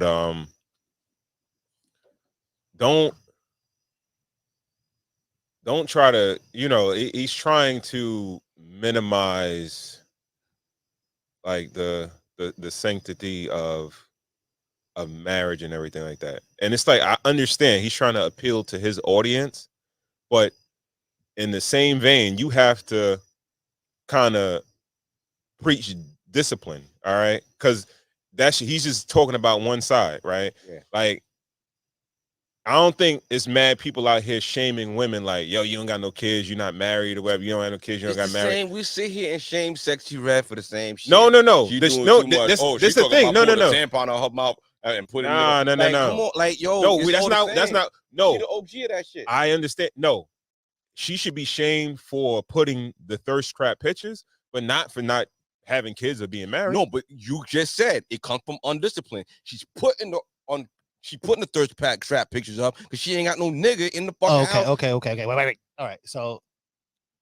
let's just say, because this is what she does a lot on her profile. She's like in the pool a lot. So if she gets out, she's in her bathing suit. That's the same thing. She should put all that away. Put the phone out. Get in the pool. Look at my titties, and then put the phone out. It's mad work that go into that shit. She putting mad work into fucking showing us her fucking titties. Nah, she look good, man. It ain't a lot of work. That's easy. Put the timer on, run to the other side of the room, and cover her titties. This bitch put mad work into showing us them old ass titties. Shit is sad. It is a little sad. I don't. That's all I'm saying. And let's just keep it a buck. We always talk about social media gives us the dopamine fix and all that. She's addicted to the fucking little attention that she's getting from showing her fucking body at a 50-year-old fucking pic. Like, you think if she was married, she would do that? There's no way in God's green earth. There's a lot of people who do it when they're married. I don't think marriage is gonna be the. People in relationship. You think she be doing it? If you open up your phone and look at all the titties that are there, I'm pretty sure a lot of them are in Jada Pinkett, a fucking nigga tonight, and she still won't show her titties on the fucking. She doesn't have much titties to show. It's not much titties to show there, fam. You damn right they're not. You know, them shits. Yeah, them shits right. But okay, let's use There's many people who are, I'm sure, many women that are in relationships that still show their body. I don't think so. J-Lo getting divorced now because I don't think many. You saying many? No, she wasn't going to slow down. I'm not saying it's not women that will do that. I don't think it's many. I think, well, as far as the women that are showing T and A on Instagram, I believe that there is. I believe there's a lot of them that are in relationships have niggas. I think a lot of them are single. I think a lot. I think that they're all right. Yes, I'm turning my mic off. Why you get so frustrated? Come on, man. Come on. Is he getting frustrated? Kubi. Why? Man, you talk for an a advocate for the titties. He's an advocate for titties. Don't get upset, bro. Let the things hang, girl. Well, shout out to Tracy Ellis Ross and them titties. Next clip. We're going to the next clip, yo. Yeah, that's so nice. You go back to the gram. Go to the chat. Messages. Shout out to Tuck, yo. Messages. Oh, to the left. We gotta get Tuck back on the show too, yo. Real soon. Yeah, man. Yeah. Cigars top of the list. Yeah, they go to Envy here, right there. Share this tab. Share that tab. Mhm. Yo, is Tyrese an A-list actor? Technically, yeah. Since he did the Fast and Furious and he did Transformers, yeah, Yeah. I think he would be considered that. So he's on the same list as like Leonardo DiCaprio. He's on the same list as Denzel Washington. You might be like C. How you like if you do A movies and you don't do B movies? How you a B? Well, you're not a star in the A movie. He's semi-star. So it's like saying Ludacris is the A-list actor. I get it. Yeah. I don't know. You know what I mean? So like, all right. So as far as a black actor that's A-list, Well, he's not a great actor. Denzel Washington. He's not. No, we're talking about box office. Someone that's going to sell. No. Okay, they have to first. You have to be at the top of your craft, right? No, you I could be think the best actor and can't sell movies. I think you have to be the marquee name on a movie that's going out. Summertime blockbuster. Will Smith is the A-list actor. Denzel Washington. He's a great actor, though. No, he's box office. Oh, Will Smith. I think Will Smith has shown range. He's not just like a blockbuster We're guy. talking about you got to be able to produce though. Like when your name is attached to a project, you got to be able. It's a home run. We know that, yo. We're gonna put Will this Smith. money. Will Smith was that? Of course. All right. That's what I'm Denzel saying. is that? Yes. So that's A-list, right? But what I'm saying, right? All Leo, right. Tom, yeah. No, okay. But Yeah. you talking about guys that are like, as far as the craft of acting. We're not talking about craft. We're not talking about craft. No, all right. What I'm Just trying. go- This is what I'm just trying. go back. Tell me a nigga that's not at the top of his craft. That's a A-list actor. A nigga that's not at the top of his craft. That's the A-list. Nicolas Cage. No, Nicolas Cage is a B. He's a Or good C actor. at this point. Nah, that's my dude, but he be taking a lot of bad movies, yo. That's my nigga. Yo, I like because he does bad. Like your Face Off is one of my favorite movies. It's top 5 in life, but it's because I laugh at him. But you don't think he's a good actor? He's decent, but he does a lot of bad act. Like he does a lot of bad acting too. I don't like. Top of the craft. Like you know I what I mean? ain't gonna lie to you. I probably wouldn't have never said Nicolas Cage, but B is like Michael B. Jordan is a B actor. Is a B-list actor. He's getting there. I think he's teetering on like A, but I think he's right there. Then I feel like Tyrese is right up under him. Yeah. Not right up under him, but I think he's the next tier. I don't think Tyrese has a chance to ever. He's just not. He's not a great actor. No disrespect to him. Well, it's kind of disrespectful, right? But so he didn't act great in Baby Boy. No. Would he play like a character close to himself? He wasn't super believable. Like, I think he did all right. He did all right. Yeah. He did all right. Okay. You know what I mean? He did all right. He not like no.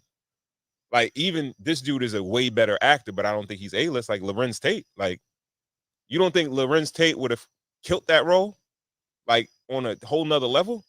No, I believe so. I think we recognize Lorenz Tate too much as other act. Nah, I can't lie to you because he was very vulnerable in that president. Mm-hmm. Yeah. I can't do that to you. Right. Okay. Nah, I just heard that conversation on another podcast. I kind of wanted to bring it to y'all. Okay. Simple things. Tyrese. Yeah. Tyrese. I give you that. Michael Rubin.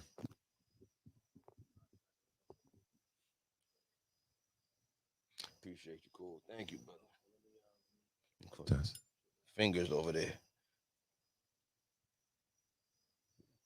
Wu-Tang was giving niggas nickname. Yeah. Fingers. It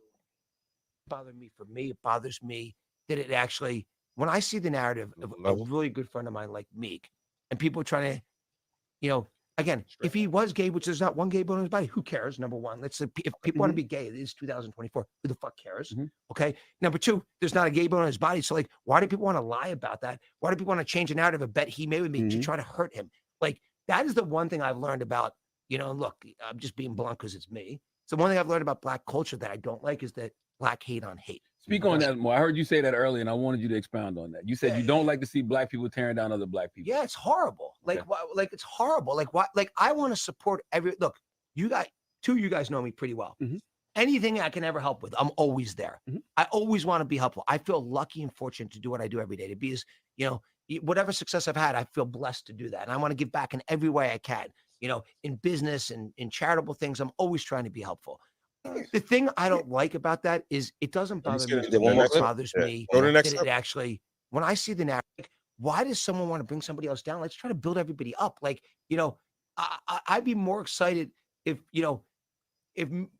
I'd be more excited to see one of my friends do something that's 99% less meaningful to me, but it would be really meaningful to them because I want them to do great. I want everyone around me to do great.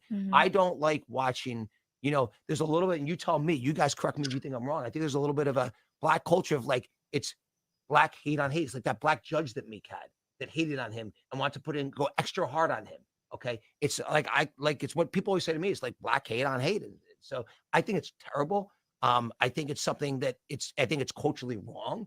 And I'll probably get killed for saying this because, here, I'm glad you're saying it openly. If this is the conversations that are being I have had it all the time. With I want to hear this. Yeah. So I think it's wrong. Why do you not want to build everyone up around you? Why do you not want everyone around you to do great? The best way for everyone to do great is to push each other up. Like, why does someone?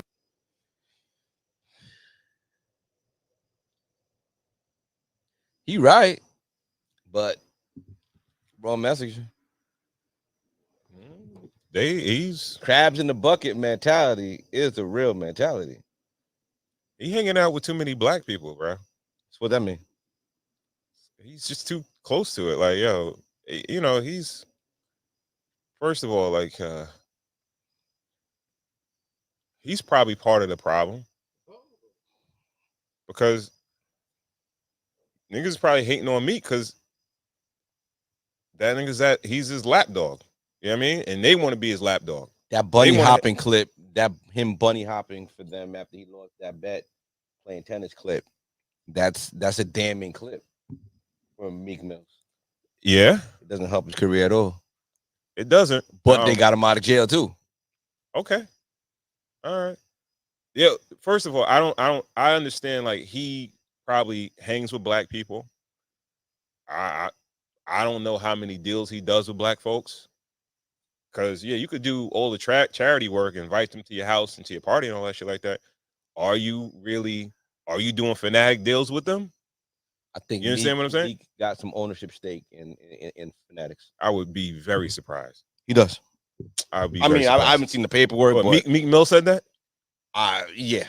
Okay. If he say it, I believe it. Yeah. I won't believe it. Maybe that's me hating a black person hating on another black person. But it would be no reason if I was him, why I would give this thing any part of my company that I built fucking years and years just because I'm cool with this dude, right? He brings no value. You understand what I'm saying? So that's here, no there, right? Back to he brings no value. What do you mean he brings no value? He does bring value because like black-owned businesses. Now Meek can say that this not fanatics to black-owned business. Even if you got a minority stake in it, it don't matter. They service jerseys for black sports that are running rampant with black athletes. They don't need a black rapper that's falling off to what they need him for. Okay, you know what I mean? So, but either way, like he's a hating ass nigga, right? What? No, I'm. Is that hate or is that's straight?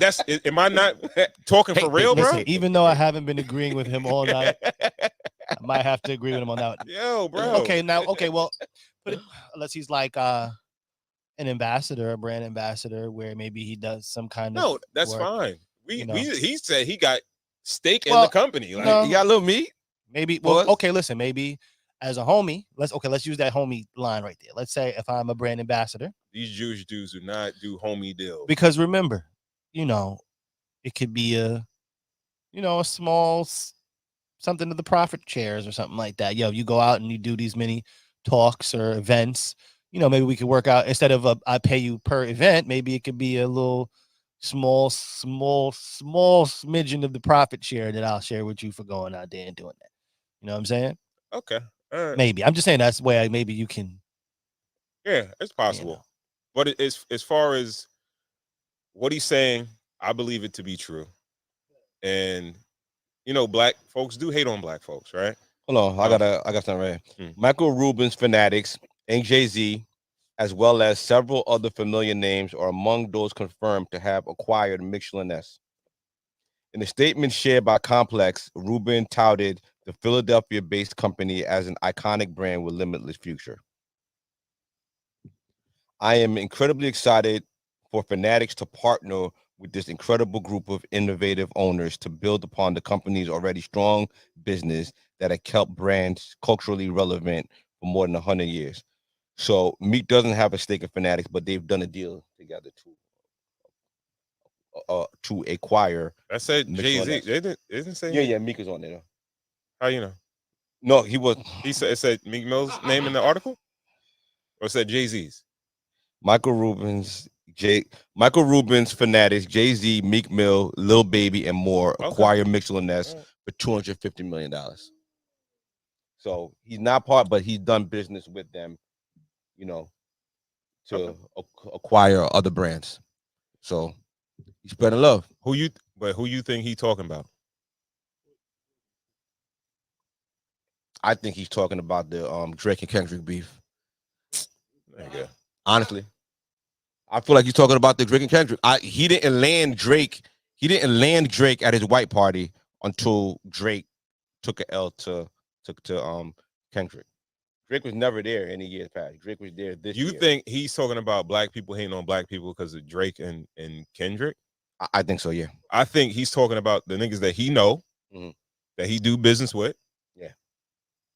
And I probably and getting flack from dealing with him. No. I think he was directly talking about that picture of him hugging Little Baby at that white party, and then people having like, oh, those gay rumors coming up. To me, it sounds like he's speaking about the backlash that these black entertainers are getting from being, because mind you, he just had the white party, and every picture of that white party, I'm sure, had a large number of not, oh, such and such looks nice in that dress, is why is she there, and whatever the case was. So it's like anything he's attached to, you know, dealing with us is being hated on. I think that's really what he's saying.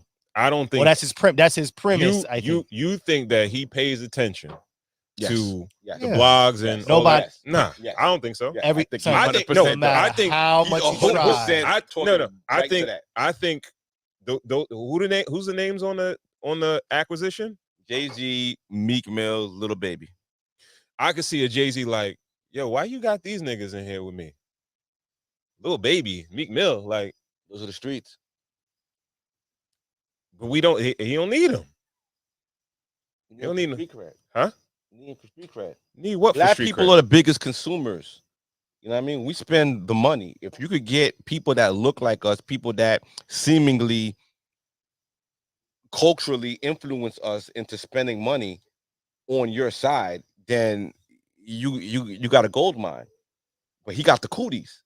So he trying to get the cooties off him. He's like, yo, honestly, him talking like that, it's just like, yo, why I got the cooties? Why people that's hanging around me is like automatically getting shot. Everybody that's around him is honestly falling off. I think he got the cooties. I think that, like I said, I believe that it's dudes hating on other dudes that he knows. I think he hears the hate. That's what I think he's commenting. I don't think he's commenting on the blogs. I think he's commenting of the dudes that he hangs with. Yeah. Like if I got like, it's like, oh, yo, why you hanging with this nigga Core? Why you hanging with Cool like that? That nigga's yeah. Right. I wouldn't be fucking with that nigga like that. I think it's like that. That's what I believe. Yeah. I think his perspective is based on his firsthand information with the black celebrities the black rappers and shit that he fucks with. Yeah, but if every IG clip coming from behind the scenes of the podcast got some white dude hugging us from the back, you're like, oh, now it's like, okay, what them niggas doing over there? Mm-hmm. Okay. I don't, that's what I'm saying. I don't think it has anything to do with blogs. I think it has everything to do with business. because Market share. It got everything to do with market share. He's talking And about the blogs uplifting. influence market share. The blogs or the streets. The blogs are the ear for the streets. The blogs influence what people are saying. Academics, Bro. Kai Cenat, Joe Budden. These are the new blogs. Blogs aren't in written form. Blogs are podcasters now who are saying that, those parties look weird. P. Diddy, that's fine. Coming off of what he came off of in those white parties and everything like that. Not everybody's like, okay, what was happening at the white party? We got the accounts that, people were telling everybody to leave, and whoever was sticking around was getting the poking at the end. Mhm. Now we're looking at the new age Diddy parties, white parties, and this dude is throwing them.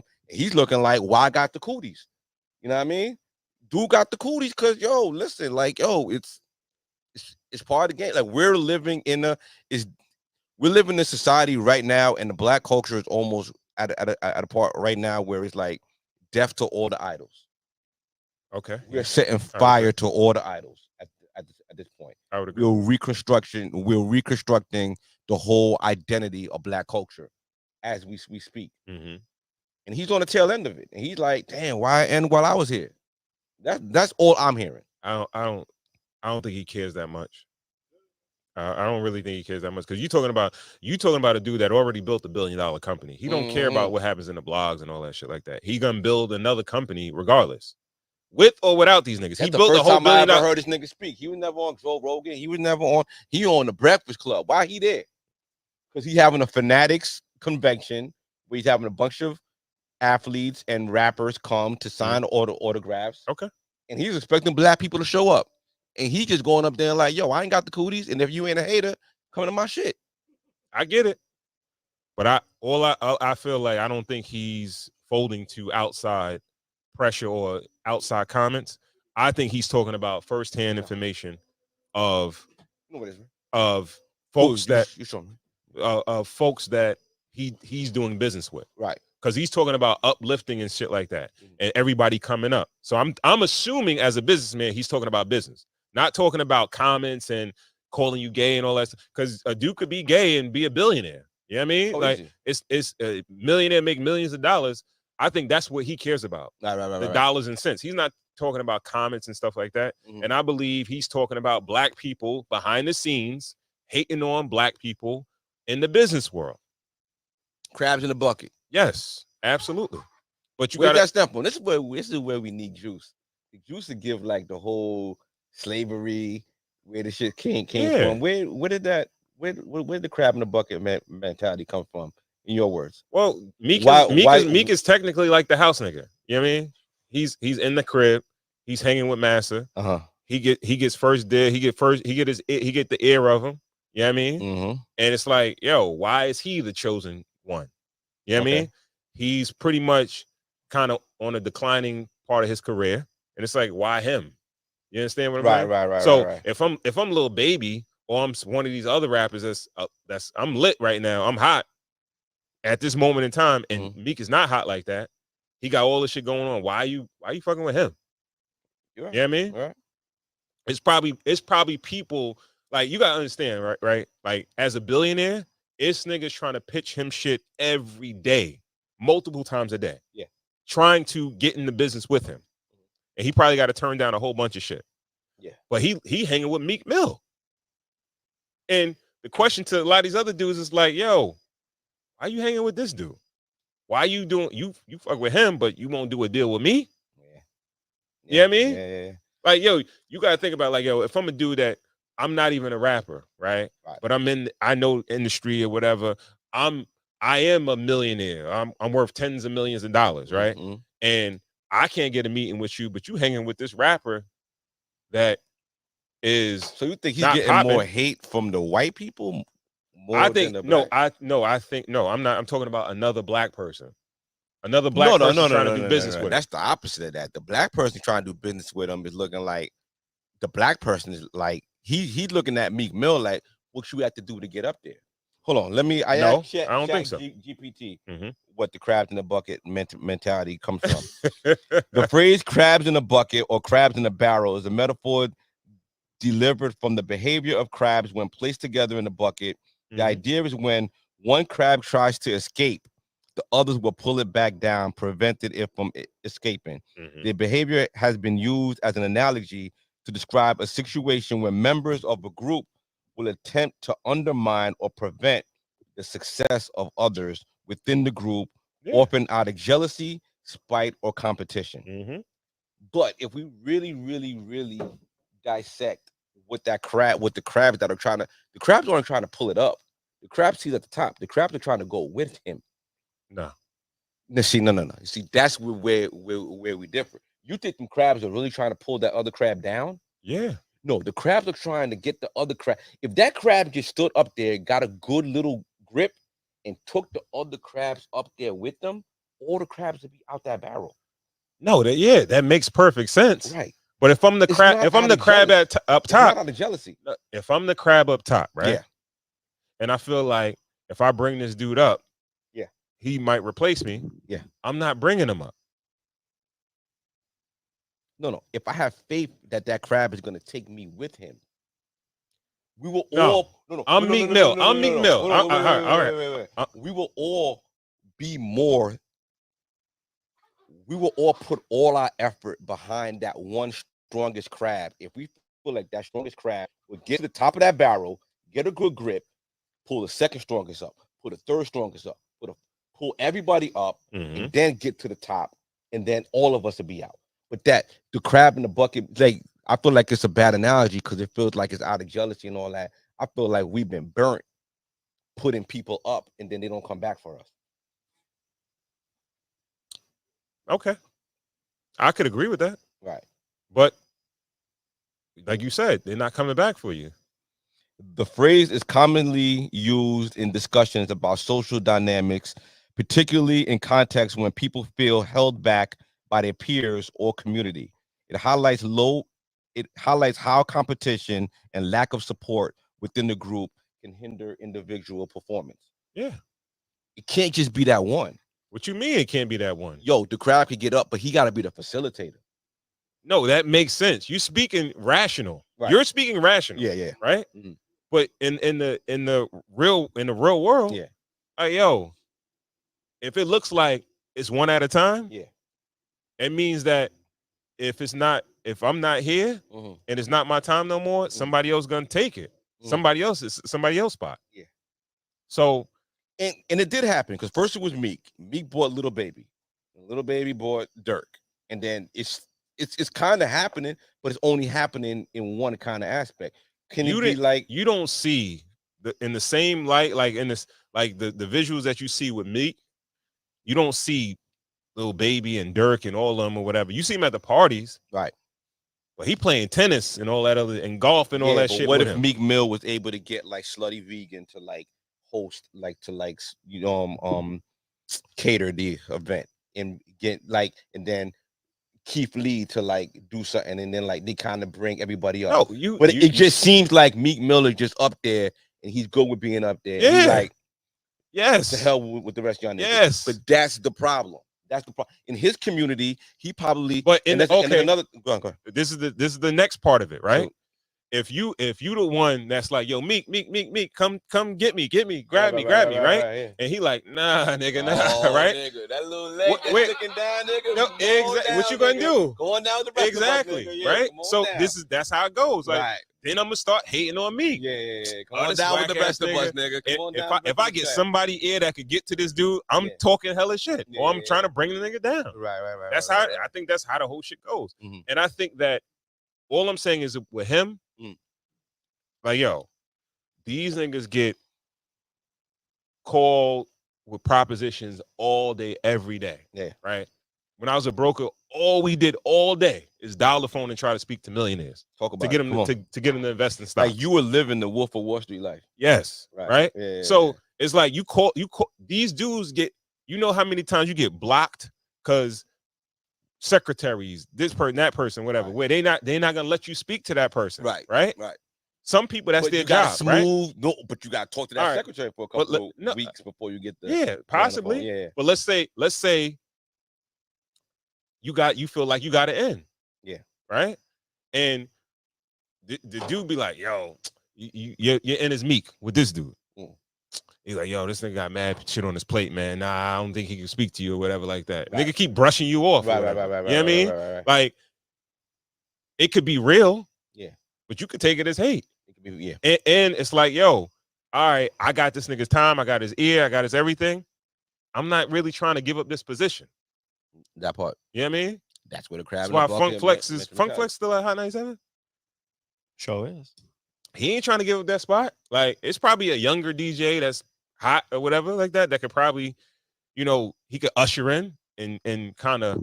Well, that's a whole nother conversation. Now we're talking about gatekeepers, and we're talking in about a sense that's what it is. I think that's what it is. Trying to give up they spot now. That's a whole different conversation. Because all right, we come with the mentality of a minimalist mindset where you like it's not that many opportunities, and Meek has that opportunity, and until he's out, I can't get in.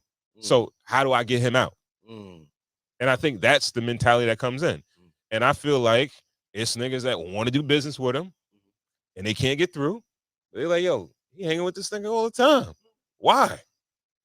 Then the hate start coming out. You think that? Let me ask you a question. What do you think is their validity of friendship?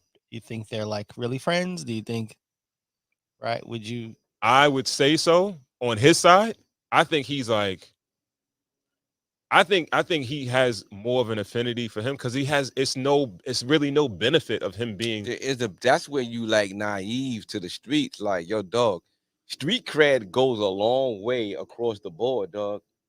Like Michael Rubin couldn't start Def Jam without Rick Rubin. Rick Rubin couldn't start Def Jam without Russell Simmons. Without Russell Simmons. Yeah. Okay. He needed that. He needed that cred. Him just showing up wasn't enough. You sure it was that way? You sure it wasn't the other way around? I feel like it was beneficial to both. Well, remember, Rush had the management thing already going. Mm-hmm. You know what I mean? Historian, come on. No, I'm just gonna go that far. Rush already had the management thing going. Curtis Blow already, rocking. Run DMC, he was managing. You know, getting them shows, getting them around, moving them around. But I guess, you know, two things right at the same time. As much as Rubin, because Rubin might have had the know-how to want to do it or whatever the case was, but he did not have an in with rap artists already. So he didn't. No, and so I would say he used him. Blondie around, right? Yes, he was doing. Yeah, you know, those are the many projects that he was kind of. Okay. On. So Russ brings in his, you know, LL Cool J or whatever the case was.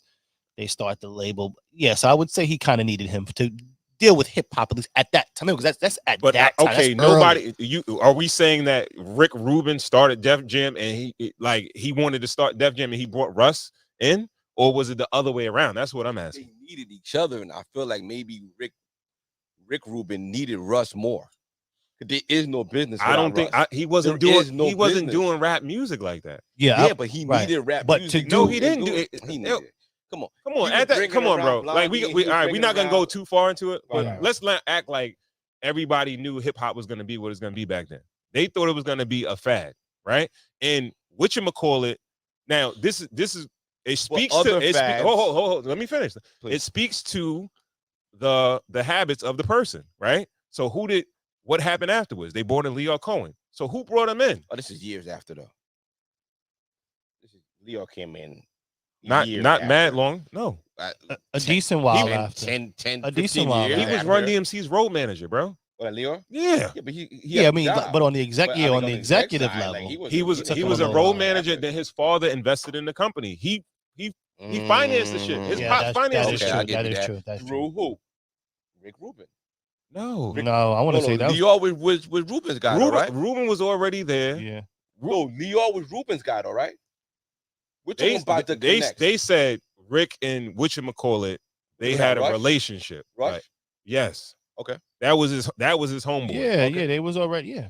Okay. Yeah. All right. They brought Leo in to be whatchamacallit's road manager. Then he wanted part of the company. But all right, whatchamacallit got him. So he's like, yo, all right, I got all this. Let me get these white boys to help me bring this shit forward. Right. That's what I feel like, because he felt like Now they not like, yo, I want So to what get is into the rap picture music. meeting? What is the picture meeting for Leor talking to his dad to invest the money? Like, yo, this thing is moving. This thing is working. Yo, let's put some money into this. I guarantee that this thing's gonna go. I'm seeing it. We've seen it happen with disco. This is a little bit more. This got like a more of a cultural aspect to it. This thing is like this is there's always a pitch, and it lends to the little bit of what he was saying. Oh, okay. He was saying that, like, the conversation that he has with his people. Michael Rubin was saying he discusses the hate in the black community with his people. Mhm. So when the doors are closed and the niggas ain't around, they're talking about why they be hating on each other, why they don't help each other like we do. This is a closed door conversation. So he's letting us a little bit inside the door of what. I think that's, you know, I think that's where it's wrong. What's wrong there? When they're having those conversations, we know they having them. He shouldn't have said that, because I think they're the ones that create the environment for the hate sometimes. Well, I will say this though. If it's fair enough for him to make a comment on some other person's culture, I find it slightly commendable to at least air out the things that you would talk about behind closed doors. No, okay. No. Okay. A little bit. If he has frontline experience of hate on hate black people, right? He can speak about it. But then when you go into a closed door with your culture of people that are not black, right? Yeah. Privately with those people. You didn't go privately with Meek and the rest of these rappers like, yo, y'all need to stop hating on each other. You went to your folks. Like, yo, they be hating on each other. Well, let's say maybe that was the check. Or let's say we see something. What? Right? Let's say you at work and you see something or whatever. And you only check me in public. No, I'm saying you might, okay. Pull me to the side. I agree. All right. But maybe they have. Maybe he has. You can't say that he hasn't. Because for him to say that so freely to the public, it leads me to say he's probably said some things to them while they was chilling. Why wouldn't, you know what I mean? Probably. But that I think that part of it is wrong. That's the only thing Speaking on the culture and hip hop and all that, I don't have the particulars on it, but Dame Dash's part of Rocket. Do you know more of it? Can you like set it up a little better? Because I kind of know, but I can't set it up. So obviously the initial project built under the company was split three ways. Yeah. Between Dame Dash, Rockefeller Records. Yeah. And Reasonable Doubt is part of that project. Let's say it's all under Rockefeller Records. You're right. Yeah. Right. The three people that have ownership over that, Biggs, Jay, Dame. Correct? Mm-hmm.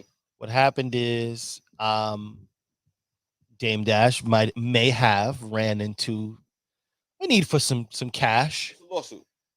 And he's looking at his third to put up to pay those particular bills. Right. Now there's the copyright transfers back to the artist at that point. 30 years, 30 something. And that's years. how many years from now? It's like 3 years, something like that. 2030. No, it's a couple of years. Let's say I think it's like 7 years or something. Yeah, like you got a little time to make 7 money. years away. Yeah. So what he's trying to do is off his shares before he has to sell them to satisfy a lawsuit. He has to sell them to. I guess that's his only asset that he has that can fulfill that. Yes. Right. Big enough. And it would be wise of him because, I'm sure he's making some money off of it, but it might be easy to cash out, especially knowing that in 7 years it will not be yours anymore anyway. So Jigga has filed to stop it. Jigga wants to stop that. That's passed already. Yeah, I think he filed another motion to attempt to stop it. All right. Biggs is very quiet. I guess Biggs isn't really, it doesn't matter to him either way. Yeah. You riding with hope. Yeah, he's just, I'm happy, happy to be here. He's gonna win the team. You know what I mean? I'm happy to be here. I'm gonna eat for 7 more years regardless, and here you can have it back. I've ate way more than anything. So yeah, that's the premise right now. So he's trying to offer it up, just to figure that out. All right, listen. Go ahead. Break time. Cuz, you want to jump in front? You want to jump in the camera? All right, listen, guys. We got take a. You coming back? You sitting down? Yeah. Okay. What's up, Bronco Recycling? What? I don't know. Just felt like calling you that. You're just talking about Jigga and all of that stuff. I think Dame got bamboozled. Why you think he got you out there? Why you think Dame got bamboozled for? Because I feel like the law, the debt that has to be paid. I think the debt that has to be paid. You gonna sit down? You gonna sit down here? Oh, okay. What is it, like 800 grand? 800 and something down. And I can't see him not being able to come up with that money. Right. Somehow, some way. Right. Like in mad different, it could be somebody that will come out and say, like, yo, all right, I'll float you the bread. Like he has assets to pay for that. You understand what I'm saying? Mm-hmm. And I think that it shows kind of like the power of you in the camera anyway, so you might as well just take it. Go ahead, Killer. it's the power of Hove, and Hove being able to work the situation in his favor. He probably got more friends in higher places. He's more in favor at this point, so he's able to. You know what I mean? He's attempting to block it right now. Attempting to block a sale. He's trying to block. He's telling people like don't bid on the auction. I think he's doing some. Yes, without saying it, he's just getting his lawyers to. Say, you can't do that. He's telling people like, yo, well, it's only going to be 7 years. Yeah. That's what you know. Yeah. So, but as Dame, obviously, the two of these brothers are in a space where the relationship is really mangled, right? It's must be in a bad place. It's not in a great place. And I think we wanted it to be better than it was, and I think over time it's kind of done nothing but get worse to a degree, or at least go further apart, grow further apart. I want to say worse, but from a business standpoint, if you do know within a certain amount of time, I'm not going to have this anymore or be able to eat off this anymore. Maybe it's because right now, maybe the music industry is all about catalog right now. Publishing. Well, not saying right now. It's always been. It's always been about the publishing and purchasing the rights of projects or whatever. There's huge companies that are, stepping up. Reservoir Media and things of that nature. What's Scooter Braun's new company? Maybe he quit management now. He's just gonna focus on catalog acquisition. So long story short, I would say it's saying that and at this point, okay, listen, whoever you're selling it to, you can still get 7 years off of this. You know what I'm saying? Rather than coming down to the last little bit, because 7 years. Unless you're going to do that a flat 10, but 7 years is if you're thinking as a businessman, I can own this and do your best to shop it to as many. But say now that's the thing where it's a bad probably deal for the buyer, which we're not here for the buyer, but you still have to check with 2 other people before you can make a move with. You can't make a move with it, right? Like if you purchased your third, you can't be like, oh, I'm going to put in this commercial because Jigga's going to be like, stop, and Big is going to like, stop. Yeah, you get outvoted, but. From a seller's point of view, I'm trying to get this off right now so I can, cash out almost. You know what I mean? Yeah, man. Yeah. What else we got, Ronco? You want to go to another? Yeah. All right, let's go to.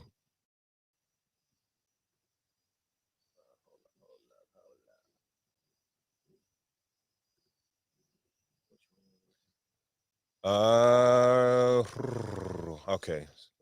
Let's see. Where we gonna go? Crying? Let me see.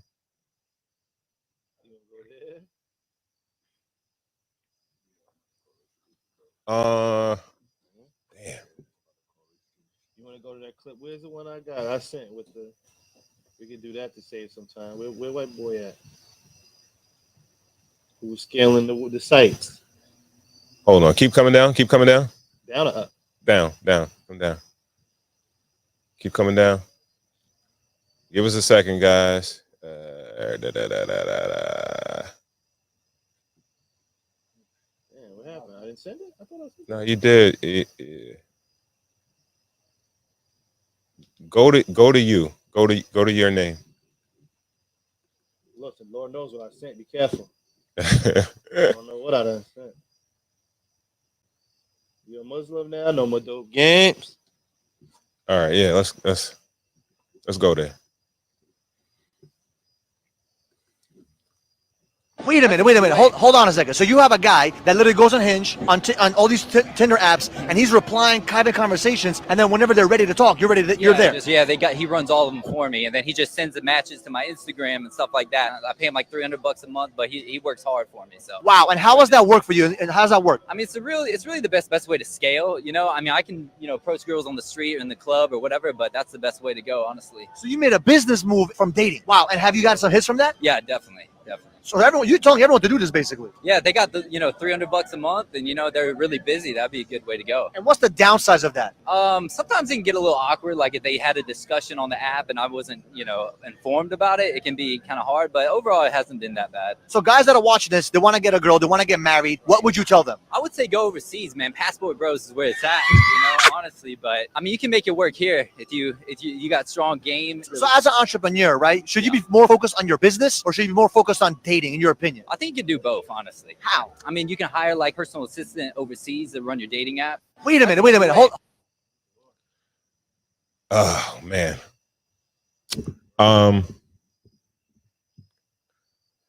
That's very Jeez. It's shit. That's very, what's the word I'm looking for? It's very Gen Z. No, very. Okay, what was that? What's the new one? Gen Z? Yeah, very Gen Z. It's super smart though. But it depends on what you're looking for. You understand what I'm saying? Like, yeah. If you looking to knock down, that's perfect. That's a great strategy. That's perfect for knocking down. It's a great strategy. Knocking down. Like, if you want to start like a fulfilling relationship, something like that, I don't think that's the way to go. Because to be honest with you, I feel like the dating sites are just like hookup sites more than anything. Yeah. But I get it. You know what I mean? Like, but $300 a month? That's a lot. No? It probably saves him a ton of time. And you got to think about the investment of it all. Of like, let's just say, for instance, he meets, I don't know. Let's say he meets a different chick, three chicks a month. $100 a month. He probably would be spending a couple $100 per date. And maybe I think a lot of this stuff is not dates. I think it's a lot of like, we just linking up, smash and dash. You know what I mean? Like some chicks, if you like them enough, you might start to, and then you might be sleeping with chicks on a regular basis. You understand what I'm saying? You might build up a roster or whatever like that. Fact, you can definitely build a roster off of this situation. Yeah, definitely. And basically from there, if you want to keep adding on or stop or whatever, I get it. It's super duper like the fact that he thought about some shit like that is crazy. Kels, what do you think about that, man? Dude paying $300 a month to have somebody run all of his dating sites and basically pass him off the joints that's rocking and ready to rock with him, link up and all of that. $300 a month. Yeah. Yeah, we go. Okay. All right, so we moving on to another one. More? Yeah. Back to good. All right, I'm gonna get out of me, right? Cigars back. Yeah. We doing one more? We did that. Oh, Jonathan Major. We got the grand finale. All right. Went to the bathroom for you? I went upstairs. Oh, okay. Yeah.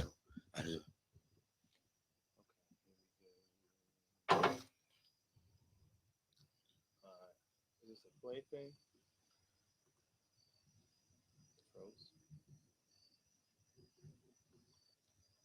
This nigga.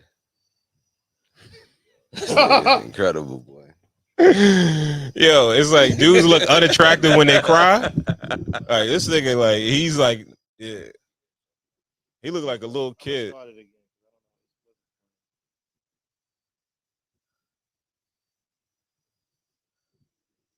Maybe it's the second page or Nah. I don't know why it's freezing up.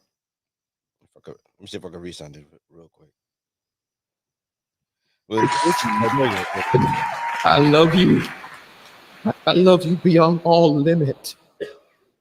With all my strength.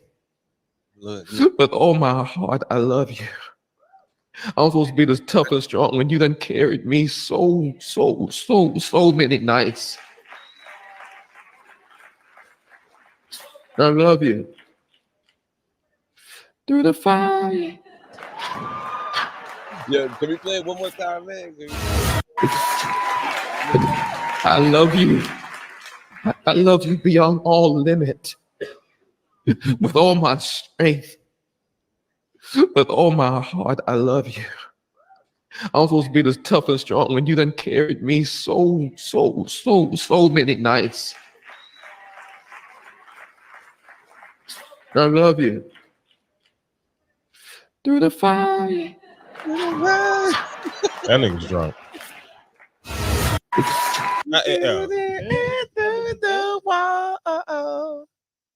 Yo, bro. I mean, come Professor's Love. He got to be bent. Yeah, dog. That come on.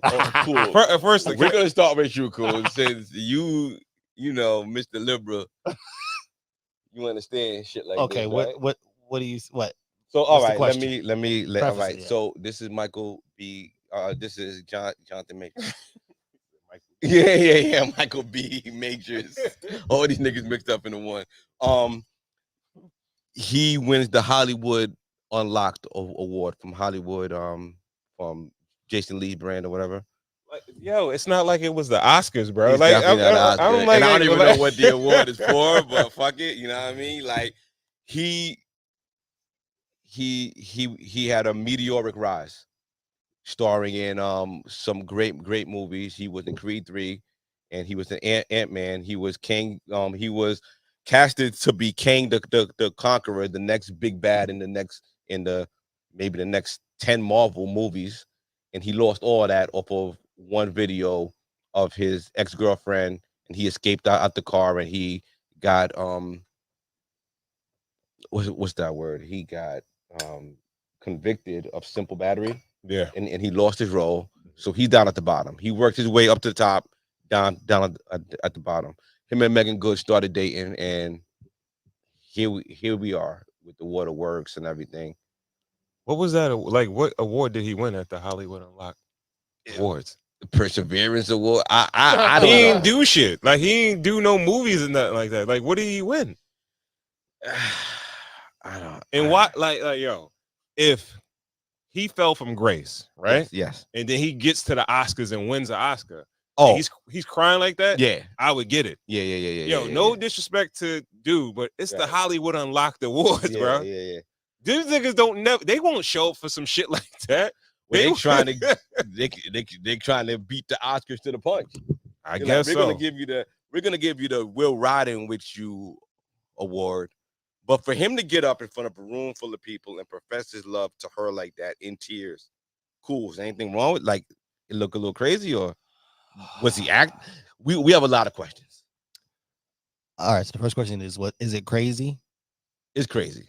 It's a little. It's a bit much to go like that. Like, okay, quick little shout out, yo, shorty. You know what I mean? My shorty right there. You know what I'm saying? Held me down when it was wild out here with a. Not your mom, not your therapist, not your agent, your shorty. Okay, there's a slim possibility that she could have held him down to a degree where he felt, You're my more than only mom's, lifeline to Hollywood still? All right. Oh boy. Well, I'm pretty sure What'd you say? it's helpful. You're my only lifeline still to Hollywood? No, because he could probably find somebody else. Yep. All right. Is this a relationship out of convenience? Is this a relationship? Who's getting more out of this? I got mad questions. Let me start with this. Who's getting more out of this relationship?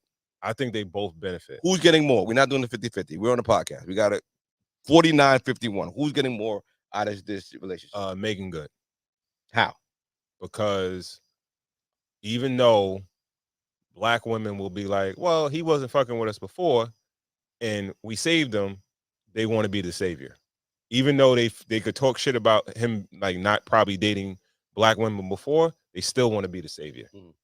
So the fact that she came out, put a cape on, and got him out of that's another thing. He's not even out of where he is. Like it's not like he's in the water. Like you didn't quicksand, nigga. His neck is still. Yo, bro. He got his arm out, but his arm and his neck is still in there. He's nowhere yet. That's why I don't understand. Like he hasn't even took him to the road. That's why I'm like, yo, why are you crying like that? You still in the dumps, bro. Right. Like, yo, all right, maybe she there with you in the dumps. Yeah. Her career is still going on. She just did a movie, bro. Yeah, you understand what I'm saying? Perry movie, though, dog. she's in the quicksand with that nigga. Nah. Her titties is out like fucking Crazy Ellis Ross. Right, nigga? Come on, yo, now, bro. nigga. She's still at a certain level as a black actress. Right? Right, Is she an A-list black actress? No, come on. No? It's more letters, nigga. It's a way more. She's not an A-list black Megan Good is not actress. The A-list is Lupita is A-list. Angela Bassett is A-list. Viola Davis is teasering on AB. Am I forgetting anybody else? I think she's A-list. Okay. Am I forgetting anybody else? There's 3. Am I forgetting anybody? Lupita, Viola, Angela Bassett. That's A-list. Fuck yeah, Lupita saw the movie, boy. She just did Quiet Place.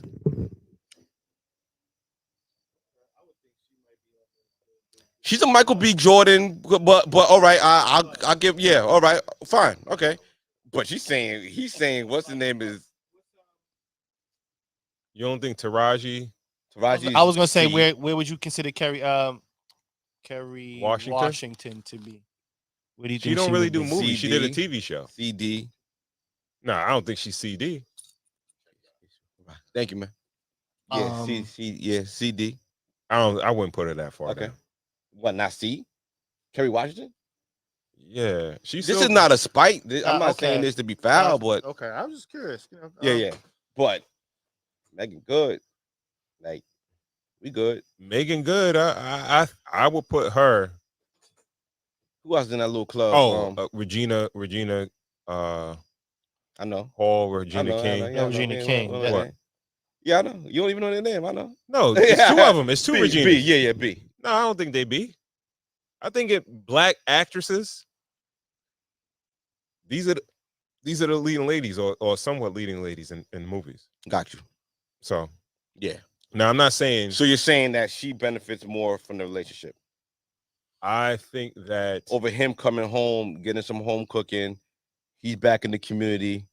He could be incubated in the black community, then he could come back up and then go back up. I think him getting that home cooking is going to help him propel a little longer, a little further. I don't think that it's going to benefit him that much. He's still going to have to wait it out a long time. And I think if he waited out a long time with no girlfriend, he would eventually get back into something where he can prove himself. You understand what I'm saying? He still has to prove himself, right? But I think that she's getting mad publicity because she's his savior. And I think she gets that Tyler Perry movie because, she's in the headline. She's popping because of her saving this dude, trying to save his career. I think this is his acting job. I think he's like, I ain't getting no movies, so let's do this shit at this awards or whatever. I'm gonna play a role because this shit makes no sense to me whatsoever. I don't know why he's getting an award. And bro, he would not if he was popping and he was in the Marvel movies, he would not be at the Hollywood Unlocked Awards, bro. Am I wrong? No, I'm not saying it's nothing. I'm not saying it's nothing wrong with dude. He has a getting this award. Nigga. Yeah. That's his style. That's his vibe. Yeah. Ray J be getting this shit, nigga. Not you. Come on, bro. You know what I mean, come on now. But here we are. Here we are. And this is where we are. And this nigga sitting there blubbering, singing to his wife. Yo, bro. Like, have you ever been that vulnerable in front of your wife? No. Not like that. Like, he's crying like a baby. And it's not, I can't understand like that. I can't. Cool. Well, I had a large loss, so yeah. Of course, yeah. Well, yeah. So But not once loss like of a that. career in front of like No, people. no, not like in a love professing type of way like that. Nah, just had some fucked up shit happen. They haven't even been together a year. And that was and that was 20 years into the relationship. That Dig? yeah, you know what I'm saying. Yo, that is a speech you give to your girl that you came into the business with that held you down or something like that. Yeah. You don't. If Denzel Washington gave that speech to his wife, Paletta, we'd be looking at this shit like, yo, you know what? Yeah. I gotta get more vulnerable. I gotta fix exactly. it. I gotta fucking Yes. start Yes. being, you know what I mean? But this is just like, Bro. fam, what are you doing, man? Yo, I'm telling you. But people are getting He like, exactly yo, what I they gotta want keep out of I this gotta keep situation. myself sharp. This is my Listen, exercise. I'm gonna play a Hollywood role. Unlocked invited. This is when shit works though. This is magic. This is Hollywood magic. Mm-hmm. This is Hollywood Unlocked having their meeting as we have. Who can we give this award to? Mm-hmm. And they were like, yo, if we get this award to Jonathan Majors, and we could get Shorty to show up and him go crazy in the fucking on stage. Mm-hmm. Like this is magic. Yeah. You know what I mean? Yes. Jonathan Majors sees the moment and it's like, yo, you know what? They benefited the most Yes. from this shit. Yeah. They definitely benefited. They benefited the most. It's amazing. This is Hollywood magic. Don't try this at home, fellas. Don't try this at home. Like, this ain't for everybody. You know, this is the arranged relationship. Does this relationship have a shelf life to you? Like, how long you think this thing lasts?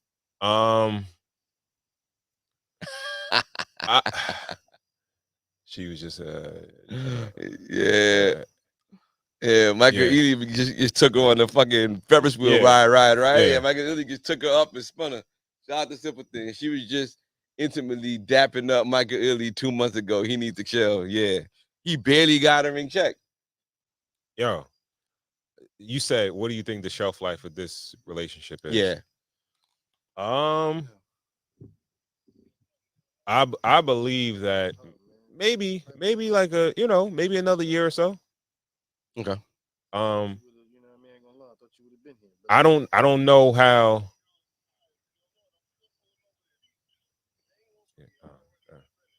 I can hear it. Oh, you can hear the hub? Yeah. Hope on his way or what?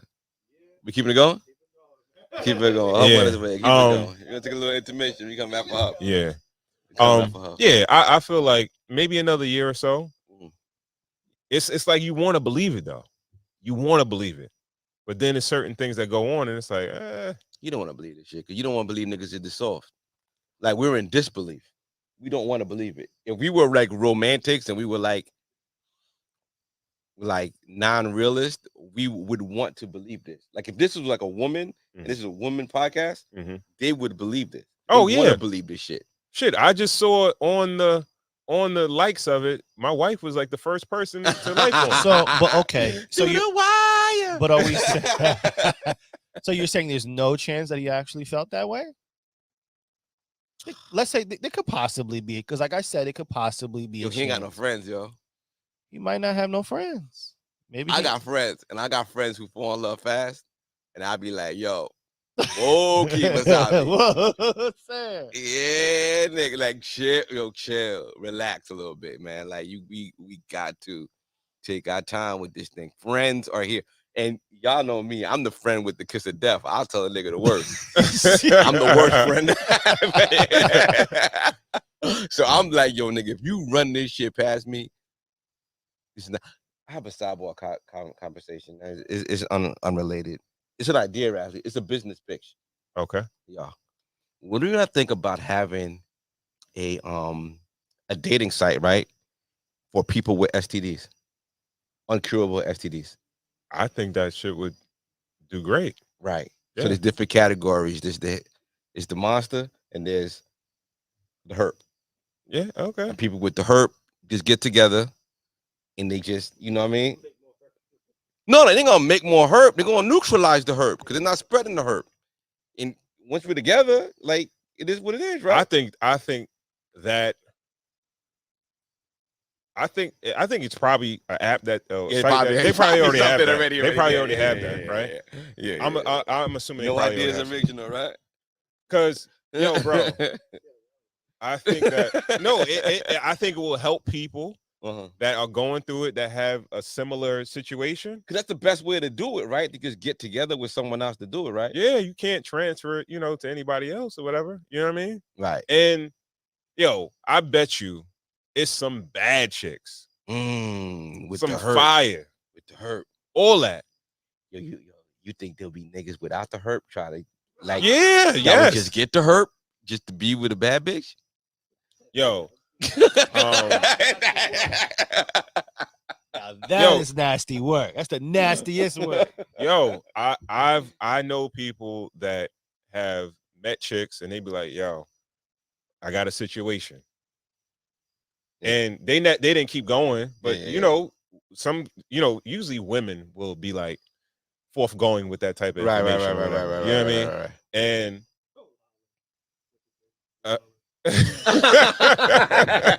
yo, come on, yo, we on the ground floor, man. We trying to crowdfund for this thing, man. We trying to, Yeah, I feel like women will be forthcoming with it, but I think dudes might feel like they ain't gonna say that, right? No, they probably won't because I think it's a lot of people out there, men and women, are like, yo, I might be undateable or something like that. That's what I'm saying. But it's probably mad people that are in a similar situation, right? And like, yo, bro, like, and I know it's some good looking folks out there that's out there that have it going on, and I know whenever like I'm buying like an appliance and I pop in the Best Buy, I'll just go to the left real fast and see like what niggas returned, open box specials. Like I'll go see like, yo, I was just shopping for a fridge. I was going to buy like a little. They had the screen, the Samsung shit with the screen and everything. I was looking around like, I can have this shit. But then it's like I couldn't bring it home and there was no warranty on it. So I was like, I'm gonna fall back. You know what I'm saying? But like, yo, you could get the little. Yeah. Go to the left, to the left, to the left. I think that would be great, and it would help out a lot of people. I think more than anything, we're gonna make this part private. Yo. I think that will help a lot of folks. Yeah, a lot of folks. You know what I mean? Yeah, man. Yeah. I think it'll help a lot of people too, yo. I'm just trying to help. What you got there, cool? Oh yeah. Oh, you got shit. All right, come on. Let's run through. No, we could pause and come back. We can just let's take an intermission and come back. All right. So should we end this one? Yeah. All right. So chill out and come back. Yeah. So, we are here all night. Yeah, we here, but we might come back later, but we're gonna end this one.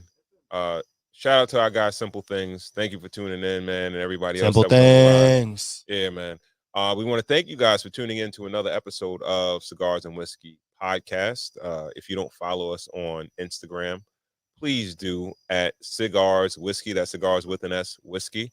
Also, subscribe to the YouTube channel, Cigars, the Ensign Whiskey Podcast. Again, Cigars, the Ensign Whiskey Podcast.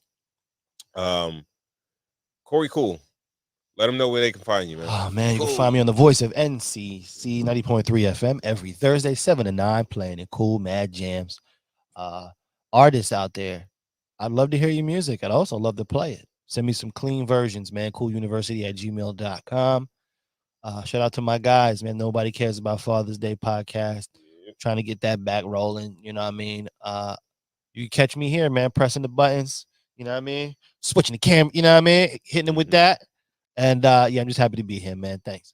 All right. And with that, we want to thank you guys for tuning in to another episode of the Cigars and Whiskey Podcast. We will catch you in the next one. Peace.